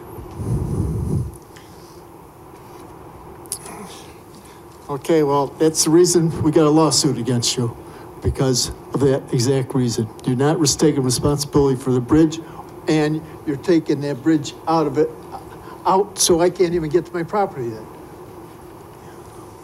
So you're discriminating. What if this was residential? What if there's 6 or 7 houses there? What would you do then? No comment? We're not in the land of what if, we're in the land of what is. Okay. There is a public right-of-way running south from 5th to the end. That right-of-way will be vacated. Okay, I guess we'll see you in court. Excuse me, I have a question for Mr. Regis. Yes, sir. If they were to vacate this property, the bridge or the road, whatever, yes, do they automatically become de-annexed from the city then? No, sir. Well, then there's a fire hydrant on his property. Yes, sir. That's a city owned. Well, okay, then if we de-annex, then we're gonna have to move out the fire hydrant too, right? If the property were detached from the city, that's correct.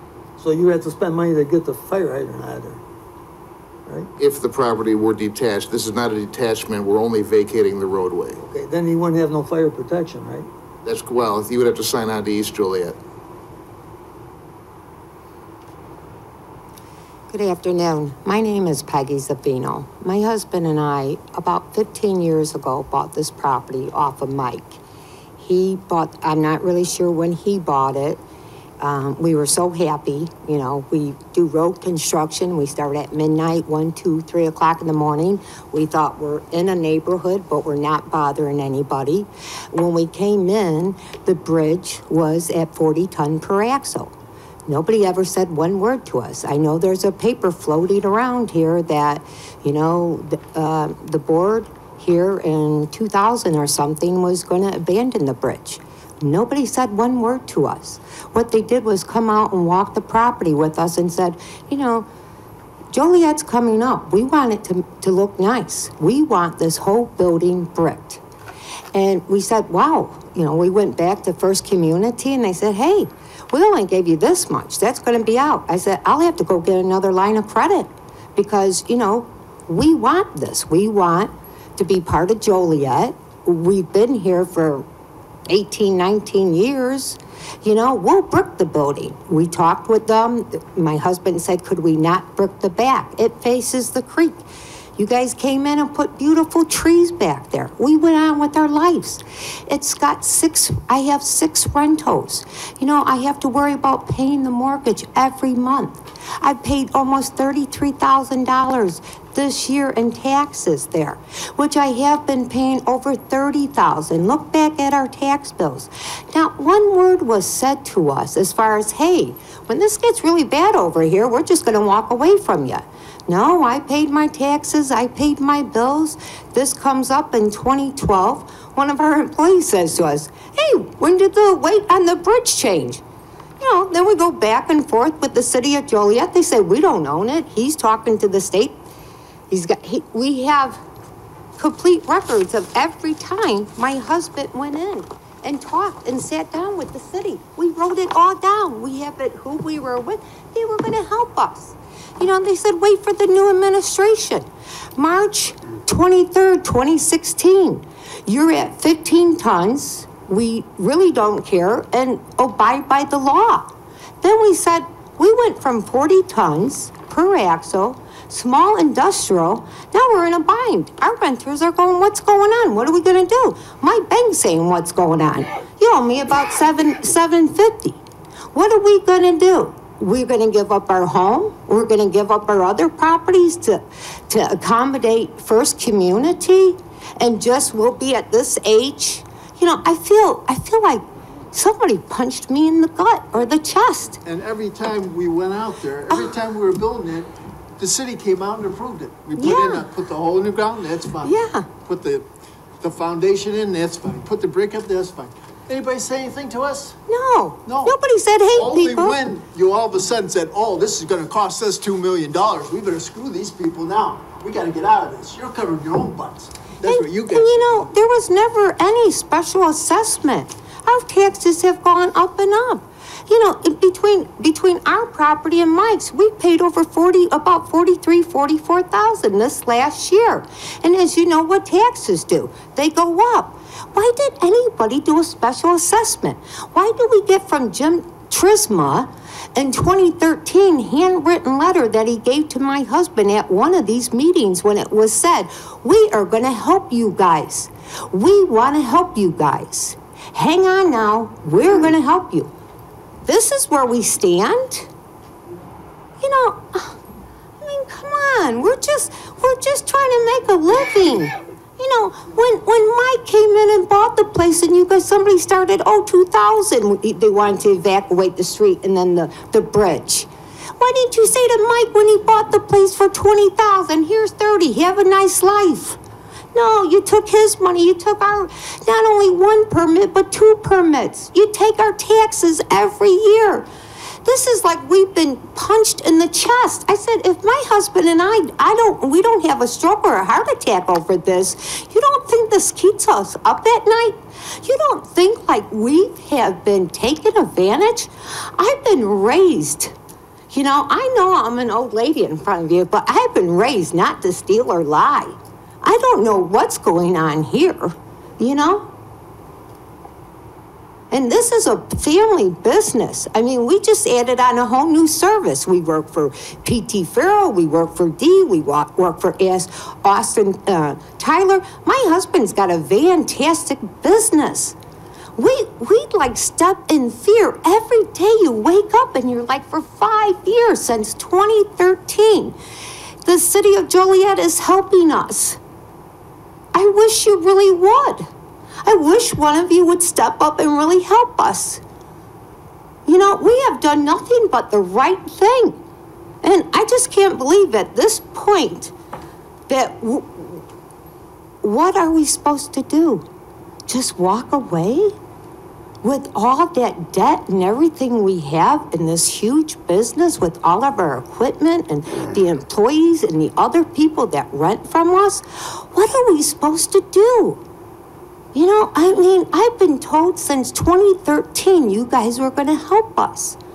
I quit going to meetings here, right here in City Hall, because it was like, could we stripe the parking lot?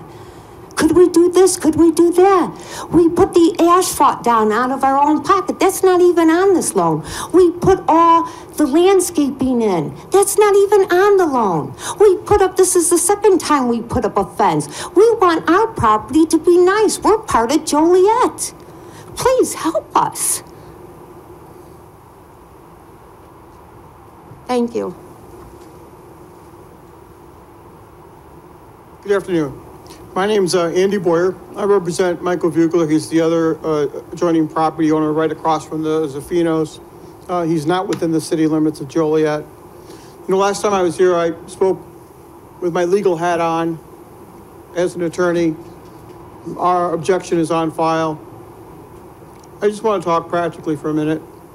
You know, I came to Joliet in 1988.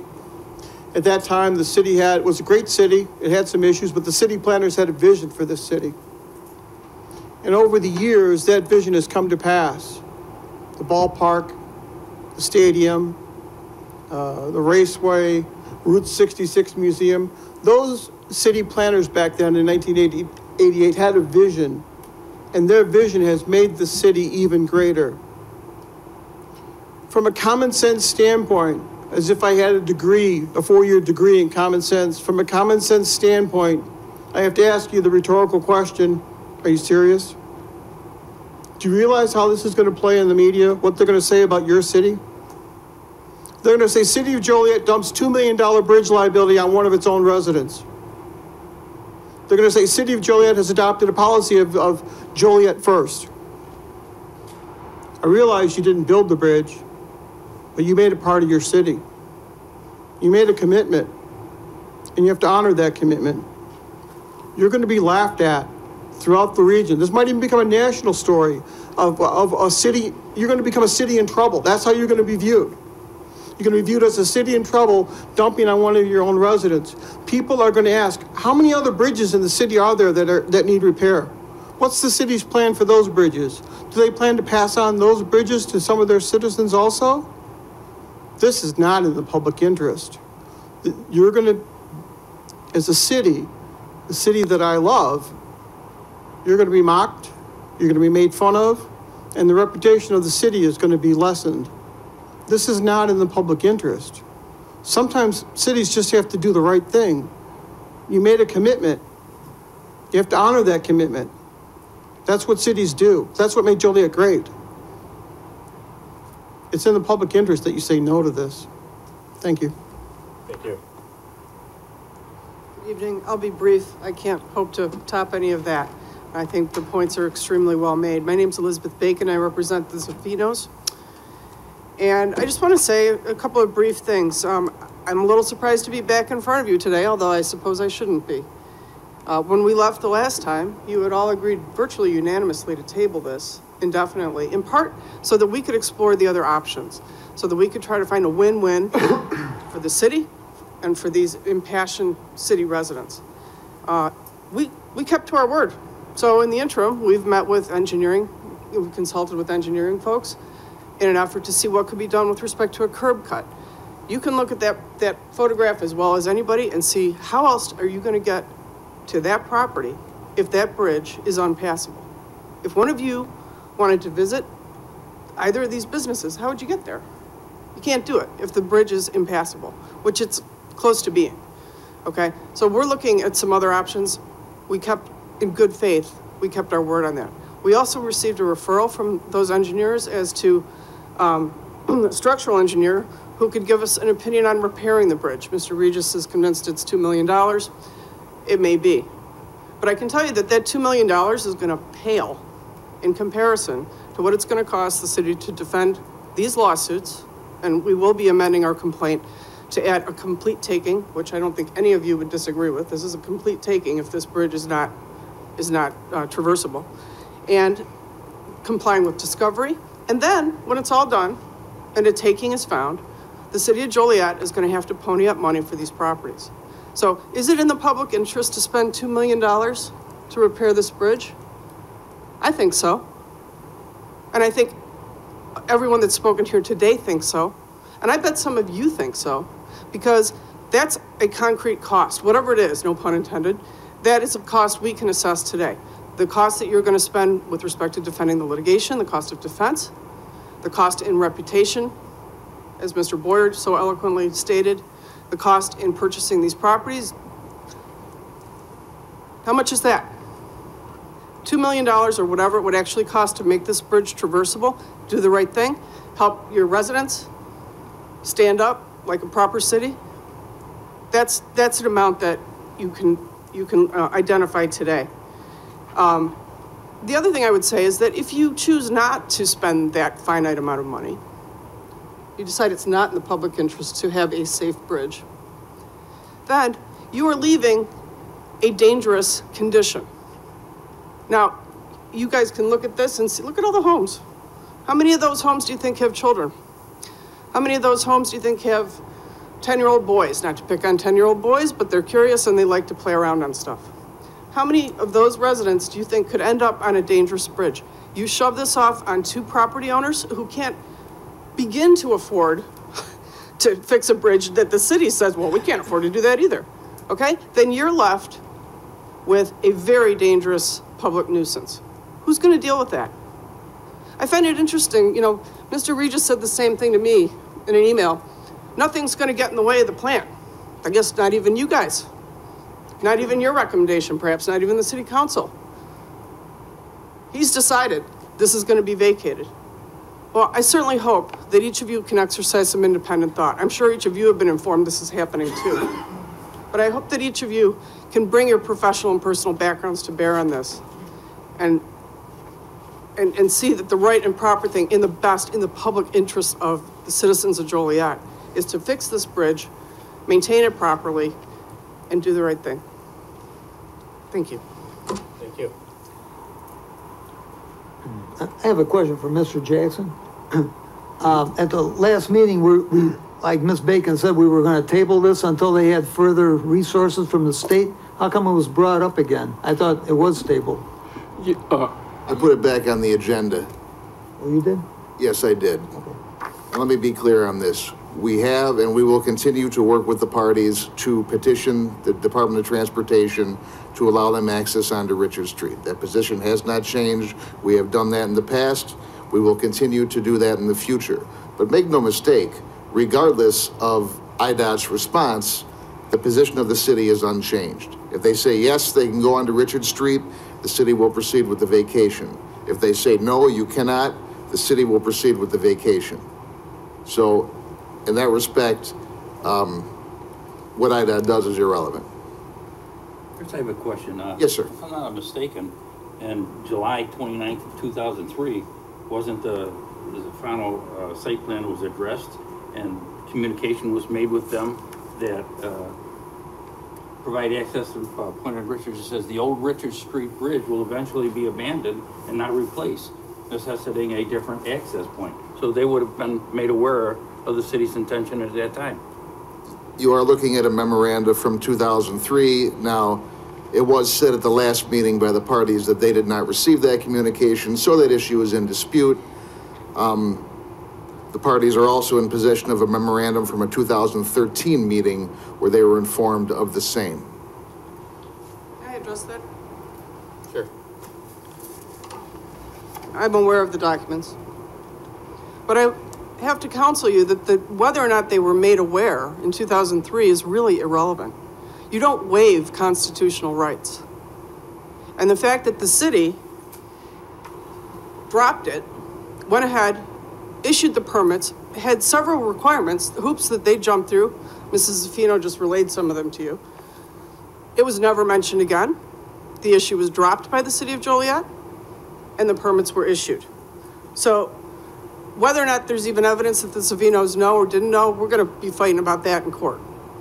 But even if they knew, there was no specific time frame, and you don't waive your constitutional rights in a condemnation situation like this. So it's really not relevant.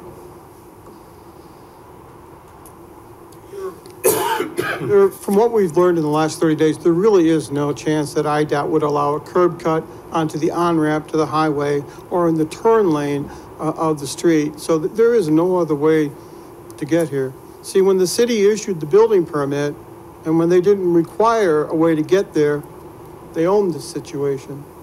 When the city took over the bridge from the county, they owned this situation. Part of being a responsible city is to live up and honor your obligations. There's more than just a legal aspect involved. There's more than just dollars. It's real life. It's integrity. It's how you will be viewed by the public. It's not in the public interest. Thank you very much. I appreciate the opportunity. Thank you. I'd like to address that also. We were never made aware of that. We got a copy from our lawyer sometime this summer. That was the first time we saw something that was on, you know, something City of Joliet. Out of 4 things, that was one of them. That was spoke about, we're gonna abandon the bridge 2000. Our lawyer gave that to us this summer. We also were at Geotech on Tuesday, and they said, absolutely not. This letter said that it was sent to Geotech and that it was sent to us on the vacant property, which there was no mailbox, no P.O. box, which my tax bills had no problem going to my home, you know, because we had this property for several years. We had to save up some money to get, you know, money down for the loans. And we never got that. And we went to Geotech yesterday and met with them. We asked them, did you receive this letter? No. They said also on all their plat surveys would say, here's something, you know, the provision, this bridge is gonna change, this street's gonna change. He's like, there was never. We've looked up and down. There's nothing here. So I know the city of Joliet says, well, we told them, but they didn't tell anybody. I don't know who they told, because Geotech, they said they'll come to court, and they're more than willing to. They never received anything. There's no provision on a POP survey. Here you go. It's stamped by the city of Joliet. That's all I have to say on that, because I have to be honest. I've never received that letter or saw it before in my life, before Elizabeth showed it to me this summer. So thank you. Thank you. Any other questions from the commission? Yeah, I do. I have a comment to make. This is a very unique situation here because you're not just vacating a bridge or a road, you're vacating both. That's what you're doing. And since there's a lawsuit pending, am I correct in that? There's a lawsuit pending? Well, since there's a lawsuit pending, I feel that we should just go through the judicial process and let the court decide the outcome, and then we can all be in agreement with the judge, because he has the final say anyway. Right? No, one has nothing to do with the other. These are two completely separate issues. The lawsuit regards a constructive condemnation. This proceeding is a vacation of a roadway. Excuse me, but really? I mean, seriously, counsel? How And can this you say commission that? takes direction from the city staff and the city's legal department, not attorneys with adverse interests to the city. But aren't we still binding by court's decision if they go through a lawsuit? We still have to bind by the judge's decision, right? The decision in the lawsuit has nothing to do with this proceeding. The decision in the lawsuit has everything to do with this proceeding, and common sense tells you so. Your counsel can advise you that if a judge says that this is an inverse condemnation, that you basically have taken by eminent domain, then there will be compensation. You know, the Zaffinos probably, I don't know how much they have in it, it's probably more than $1 million. My client has a substantial sum as well. So what we're trying to express to you in a non-adversarial way is that there are costs involved when you look at this. It's true, you can go ahead and vacate the bridge and just throw this into the court system, okay? But for the next 2 years, while this is pending, people are going to be talking about what the city does here. And people are not going to be liking it. Thank you. Okay, I think a motion is in order for V-8-17. Do I have a motion? So moved. Second. Call the roll, please. Mr. Rusnellis? Aye. Mr. Broderick? Aye.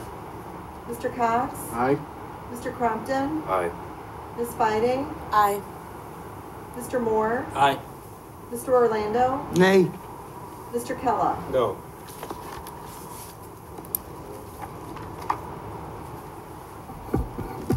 Next item, please. Next item on the agenda is P-7-17, and that is the revised preliminary plat of Ashford Place and Whisper Glen Subdivision, located at Legacy Point Boulevard and south of Caton Farm Road. Applicant in this matter is Gompers Lewis II LLC. They are the contract purchaser. Requested action is approval of revised preliminary plat of subdivision, formerly the Drum Estates, to allow future development of 241 single-family residential lots and one outlot. The location is Legacy Point Boulevard, south of Caton Farm Road, north of Theodore Street, east of County Line Road. Size is 73.22 acres. Existing land use vacant and undeveloped. Surrounding land use and zoning: to the north is residential R2, to the south is residential R2, to the east is residential unincorporated, to the west is residential R2. Under site history, the subject site, Drum Farm, was annexed and zoned R2, and that's single-family residential, in May of 1991. The preliminary plat of the 187-acre Drum Estates subdivision was approved in October 2004 for 542 lots. The original developer submitted a plan to develop the northern portion of the subdivision as Ashford Place subdivision and the southern half as Whisper Glen subdivision. In April 2005, the city approved the final and recording plats of Whisper Glen subdivision Unit 1 for 176 residential lots and 3 outlots. In December 2005, the city approved the final and recording plats of Ashford Place subdivision Unit 1 for 98 residential lots and 4 outlots. The city approved the final plat and recording plats for Ashford Place Unit 1A in May 2008. The Ashford Place Unit 1A subdivision included 13 lots. Unit 1A lots were previously not included in Unit 1 because they were located within an within an identified 100-year floodplain. The developer obtained a letter of map revision to remove 100-year floodplain designation from the lots in question.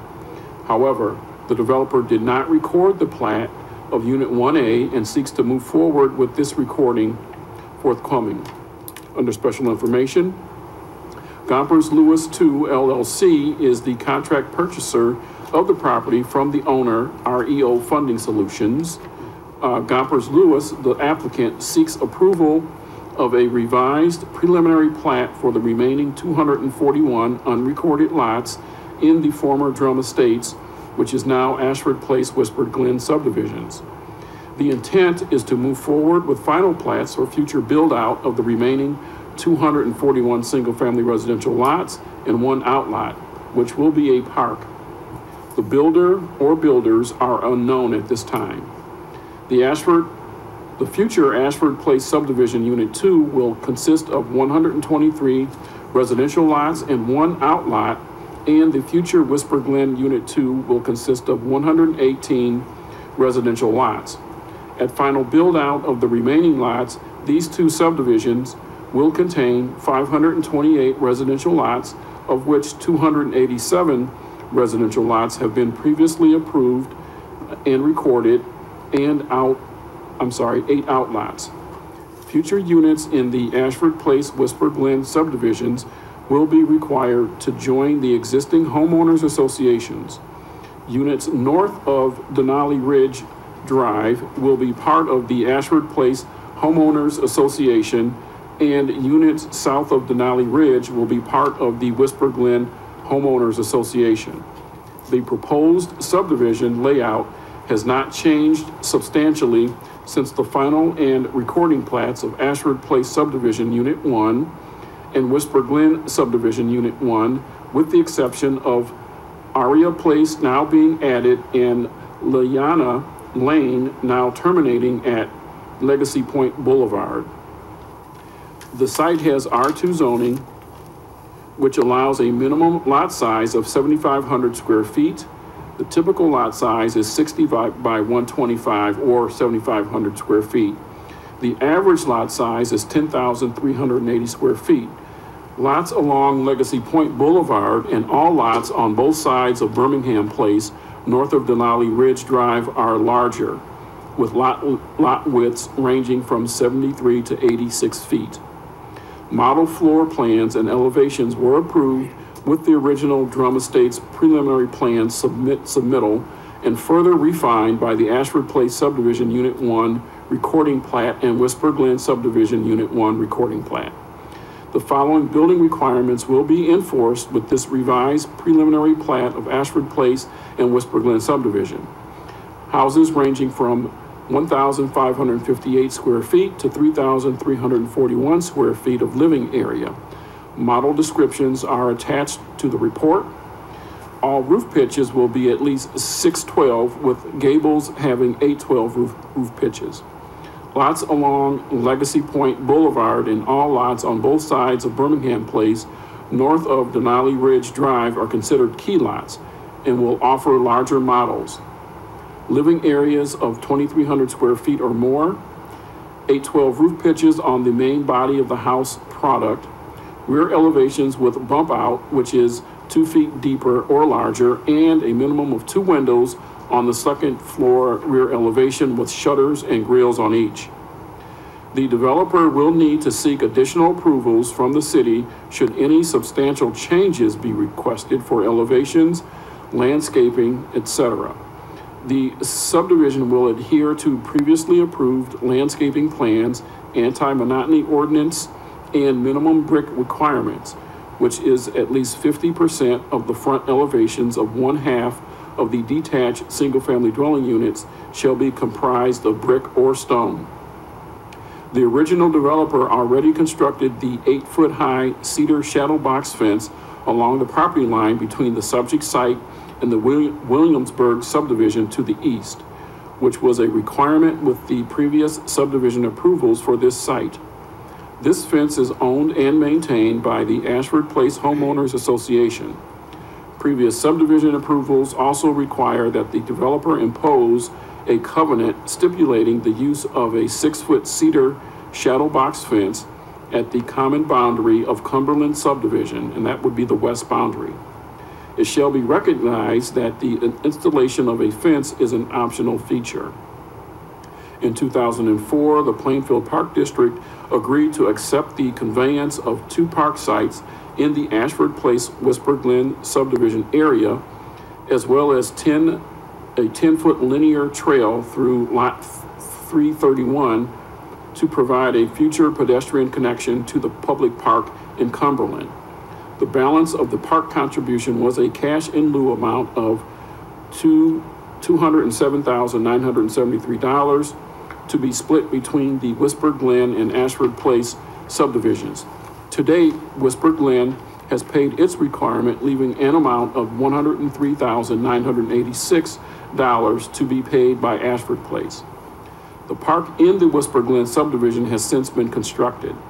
The Ashford Place Park and 10-foot linear trail through lot 331 have not been constructed but will occur with the future build-out of Ashford Place.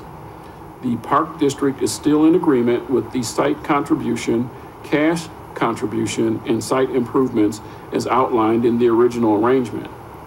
The plat conforms to the subdivision regulations as reviewed by Planning and Public Works. The applicant has paid the engineering review fee. The site is subject to the Plainfield School District 202 school contribution fees and the city's development impact fee. The original developer previously paid the city sewer and water tap-on fees for this site. District 202 submitted a comment letter in regards to this petition indicating that schools in the area are presently capable of accommodating potential enrollment emanating from this development. And that concludes the staff report, Mr. Chairman. Thank you. May we have the petitioner, please? Afternoon. My name is Joe Segobiano, and I'm here representing the contract purchaser. With me is our engineer and our attorney as well. Just a couple of very, very brief comments, and then I'd be happy to answer any questions. It is our intent to carry on the lot purchase program, which is currently going on out there. The investor is a local institutional investor. We are vested in the Chicago market. We will be here on site, meaning in the region. It will be very important to us that we maintain a orderly community. We've already got plans to make some minor improvements with regard to a few things out there. And it is also our intent, or would be our strong desire to get another builder in there. We are currently speaking with a couple of builders, one of which is already on the site. So we are deep in those discussions. Right now we are scheduled to close towards the end of the year. So we would come out of the year 2018 ready to roll. So again, we're not looking at changing anything. I think there were a few minor revisions, but we're not looking at changing any of the requirements. any of the lot sizes. As soon as we have the builders in hand, we would submit the house plans for review. So that's basically the story. So if there's any questions, I'll be happy to answer them. Thank you. Any questions from the commission? Are the lots already developed, all of them, or? Part of our contract is 63 lots in Ashford and 63 lots in Whisper, which are completed. Then there's an additional 241 lots that are partially completed. We would be responsible for completing those improvements, and that would be on us as the investor. Which improvements are those? The 241 lots have been mass graded, so we would be responsible for putting in any utilities and the roads themselves. Any other questions? Your builders use union contractors? They do. Any other questions from the commission? Yes, ma'am, come on up.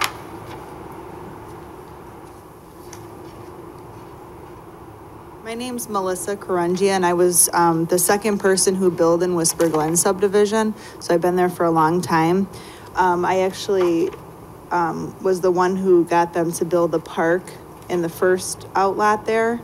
I have two concerns. My first concern is they've already started building on the Caton Farm side houses, and eventually they'll be coming our way, which is the Whisper Glen way. I actually think they started building over there. The concern I have is our park already is overpacked over there with children. And when we first built there, we were about 30, 40 houses in, and we had a ton of children, because we have a lot of young families moving into there. So my concern was they were playing in concrete trucks, they were playing with, there was broken glass laying around. So my big concern is, when is that other park going to be established, so that all those children, when they're building on that other side, are not going to come to Whisper Glen side and it just be packed, because it's already packed. The other question I have is, when will the roads go through from Theodore to Caton Farm? And when were these associations, when the associations, are they due right away when these families are moving in? Is there going to be consideration to lowering our fees? Because none of that has been talked about yet. And like I said, I think the biggest thing is more of an outline of when, like I said, the road's going to be put in and when the park's going to be put in, just so that we know that that's going to be put in before, you know, all these houses go up. And he was saying different builders. My concern is who's really taking on expanding that road? Who's going to take that on? Is the builder that's coming in doing it, or are a couple of builders coming together to put money in to fund that? Okay. Can I answer questions? Happy to. And also, we'd be happy to speak with you personally afterwards and give you more details. With regard to the timing on the park, there is currently a dirt pile that is used for topsoil. And as more homes are built, that pile will recede pretty quickly. As soon as that is receded, then we will work directly with the Plainfield Park District and get that dedicated over. It certainly is in our best interest and our builders' best interest to have that happen as soon as possible. But unfortunately, I can't commit to a time right now. I can tell you that we will try to make that happen as soon as the market will allow us to make that happen. With regard to the streets, again, the market will dictate the timing on the streets. The sooner the existing lots are consumed and built on, then we would be out there putting in the streets. Obviously, we need probably a 6-month window to put those streets in advance of when the builder would need them. So again, the timing would be based on the velocity of the lot sales. With regard to the HOA, typically what would happen is that a family moving in would be responsible for those HOA fees when they move in. At this point, we don't anticipate any changing in the cost unless, however, we made decisions to improve the community with regard to the entrances, any of the spaces that are the HOA's responsibility to maintain. But we're looking just to create a better community without taxing the existing residents.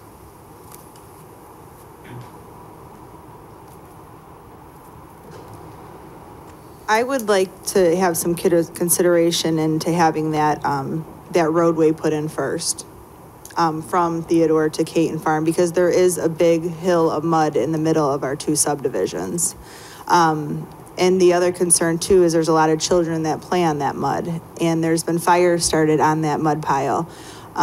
So I think that if they can put in the road first, I'm nervous that when they come in, they're gonna buy these empty lots and then be gone. So I think we need to take that in consideration. If they're gonna build there, they should put in that road through Theodore to Caton Farm. And then they should look into getting this park established, because these are a lot of young families coming into our subdivision. And it's a concern. Of course, I'm very about the children and the families that come into our subdivision, but, and we do have a lot of empty lots. So when they come in, I mean, I personally can buy 5 or 6 of those lots right now, you know, but I think if there's gonna be a builder that comes in and they're gonna invest in our subdivision, then we should consider having that road that goes through to Caton Farm to Theodore, so that we have established and we're not sitting between a big mud pile between both of our subdivisions. Okay, any comments on it? Are you gonna talk to her afterwards? Okay. Any more questions from the? Yeah, I have one question for the developer. How many developers are there gonna be in these projects? Well, right now, there are currently 2 builders that are active in the community. One is more active than the other. We would prefer to have 2 continuing. I don't know that we're interested in having 3. And I think, again, to address the concern with regard to putting in the road, we think that 2 builders would enable us to do that sooner. Have they developed different subdivisions before? The 2 that, the 2 that we're talking to seriously right now are veteran home builders, large companies that are well capitalized. Were they from the local area here? One is local, one is national. And the national one has had a strong presence in this market for years. Yeah. Very reliable. Very reliable. It's as important to us, and I know this sounds like, you know, just blowing smoke, but it's as important to us that these guys perform as it is to the local citizens as well as the city as a whole. Okay, so then accommodations can be made for the residents, like that lady spoke about a road going through? We can certainly take that into consideration. Again, it's about cost and the fact if that road is not, because right now what's unique about this development is there's actually 2 different subdivisions. You have Ashford, which is off of Caton, and then you have Whisper, which is off of Theodore. And that creates kind of a unique situation from a marketing standpoint, but also from a legal standpoint that you know, these 2 were designed to meet in the middle. Right. So the road going through the middle was not really intended to be built early on. We can certainly take that into consideration and look and see what we could do. You can make accommodations, all right? I mean, we can try. Okay. I don't want to obligate right here, because again, it's an economic question, and if that road is not needed and we're not selling those lots on that road, then that's just money that we put there for really no purpose at that time.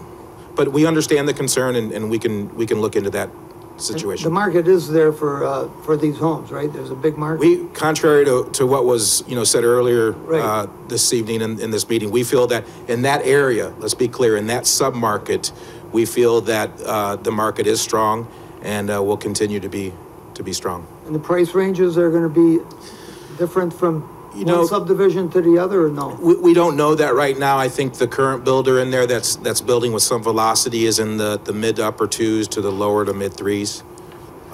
What we call a first-time move-up buyer. But again, we won't know until those builders are secured and they're coming in and submitting their plans and setting their pricing. Okay.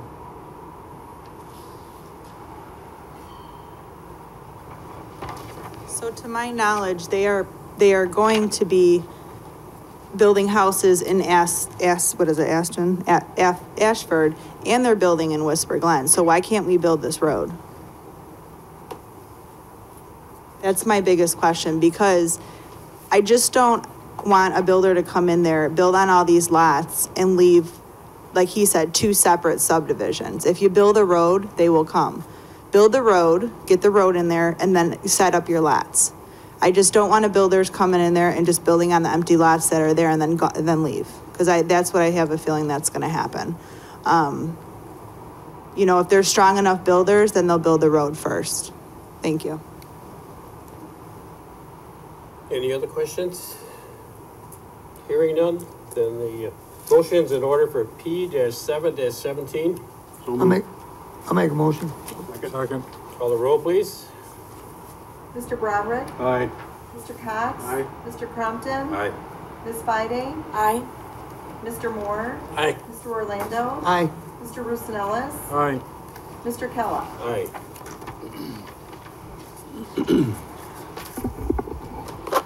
Ready, call the next item up, please. Next item on the agenda is Z0417, and that is the zoning ordinance amendment to Article 5, Section 47-5.3, Paragraph K, adding inflatable bounce houses, inflatable slides, and similar inflatable apparatus as permitted accessory uses in required front and required corner side yards, subject to a 48-hour time limit. Under general information, at the Land Use and Legislative Committee meeting held on May 16, 2017, there was discussion about the need to regulate the location and duration of inflatable bounce houses in residential districts. Upon further research, it was determined that Section 47-5.3, Paragraph K of the zoning ordinance could be amended to further define the types of recreational structures and playground equipment that would not be permitted in the front yard or corner side yard by adding inflatable bounce houses. The language for that proposed text amendment was presented as an ordinance for City Council consideration on August 1st, 2017. There was concern expressed at the City Council meeting regarding an undue burden on residents who may not have the option of locating a bounce house in a rear or corner yard. The City Council voted to remand the item back to the Land Use and Legislative Committee for additional discussion. At the Land Use and Legislative Committee meeting held on October 10th of 2017, there was additional discussion about allowing inflatable bounce houses in residential districts in required front and required rear yard, required corner yards, subject to a 48 consecutive hour time limit. The committee voted to recommend approval of the text amendment as proposed. And that concludes the staff report, Mr. Chairman. Thank you. Any questions from the commission? No? Any questions from the audience? That a motion is in order for ZO-4-17? So moved. Call the roll, please. Mr. Cox? Aye. Mr. Crumpton? Aye. Ms. Fidey? Mr. Moore? Aye. Mr. Orlando? Aye. Mr. Roosevelt? Aye. Mr. Broderick? Aye. Mr. Kella? Aye. Call the next one, please. Next item on the agenda is ZO-5-17, and that is the zoning ordinance amendment to Article 5, Section 47-21, signs. Zoning ordinance of the City of Joliet Code of Ordinances, adding definitions and new regulations for electronic message centers, community identification displays, and digital display monuments. At the City Council Land Use and Legislative Committee meeting held on June 6, 2017, a concern was raised that the current zoning ordinance language should be reviewed relative to the brightness, size, and location of electronic message center signs. The committee supported a resolution imposing a temporary moratorium on the issuance of permits or variations allowing illuminated message boards, commonly known as LED signs, now being referred to as electronic message centers or EMCs. The purpose of the moratorium was to give city staff additional time to look into potential additional regulations for these types of signs, as well as potential changes to the review process for these signs. On July 5th, 2017, the City Council approved a resolution which imposed a 120-day moratorium on the issuance of sign permits or variations allowing illuminated message boards, commonly known as electronic message centers and or electronic message boards. The moratorium expired on November 2nd, 2017. However, any new applications for permits or variations which are submitted after the expiration of the temporary moratorium will be held for processing, given that the proposed new ordinance will presumably take effect upon passage at the December 5th City Council meeting, as this would occur prior to the December 21st Zoning Board of Appeals meeting when any variation requests for new EMCs would be considered. During the temporary moratorium period, city staff researched potential EMC regulations and solicited guidance from various sources, including input from local sign companies and resource materials provided by the International Sign Association and the American Planning Association. Per the definition from ISA, an electronic message center is a sign that utilizes computer-generated messages or some other electronic means of changing copy. These signs include displays using incandescent lamps, LEDs, LCDs, or a flipper matrix. Per the attached proposed definitions, EMCs would not include the large community identification display, or CID, and or digital display monuments, DDMs, off-premise signs that are typically located on city property or within city right-of-way or on private property. Those particular off-premise signs first require an agreement with the city and then require a variation of use from the Zoning Board of Appeals as an off-premise sign, with final approval from City Council. CIDs and or DDMs included provisions for community-based messaging as well as monument-style gateway features. Also, EMCs do not include the small digital changeable price signs that are typically a very small portion of a larger sign and are used to show changes in price or other numerical rates that change on a frequent basis, such as signs at gas stations and banks. Although CIDs, DDMs, and digital changeable price signs are not included in the proposed definition of an EMC, these signs potentially could be regulated in terms of brightness and other operational requirements as part of a future broader update to the city's sign regulations. Photo examples of EMC signs were attached in your packet. I believe some are being displayed on the screen. Section 47-2.1, Signs of the City of Joliet Zoning Ordinance, neither defines nor provides any specific regulatory provisions pertaining to EMCs. Therefore, these types of signs are not expressly permitted. Over the years, various businesses and other institutions have sought and received approval to install these types of signs via a variation from the Zoning Board of Appeals. Planning staff analyzed the City of Joliet's zoning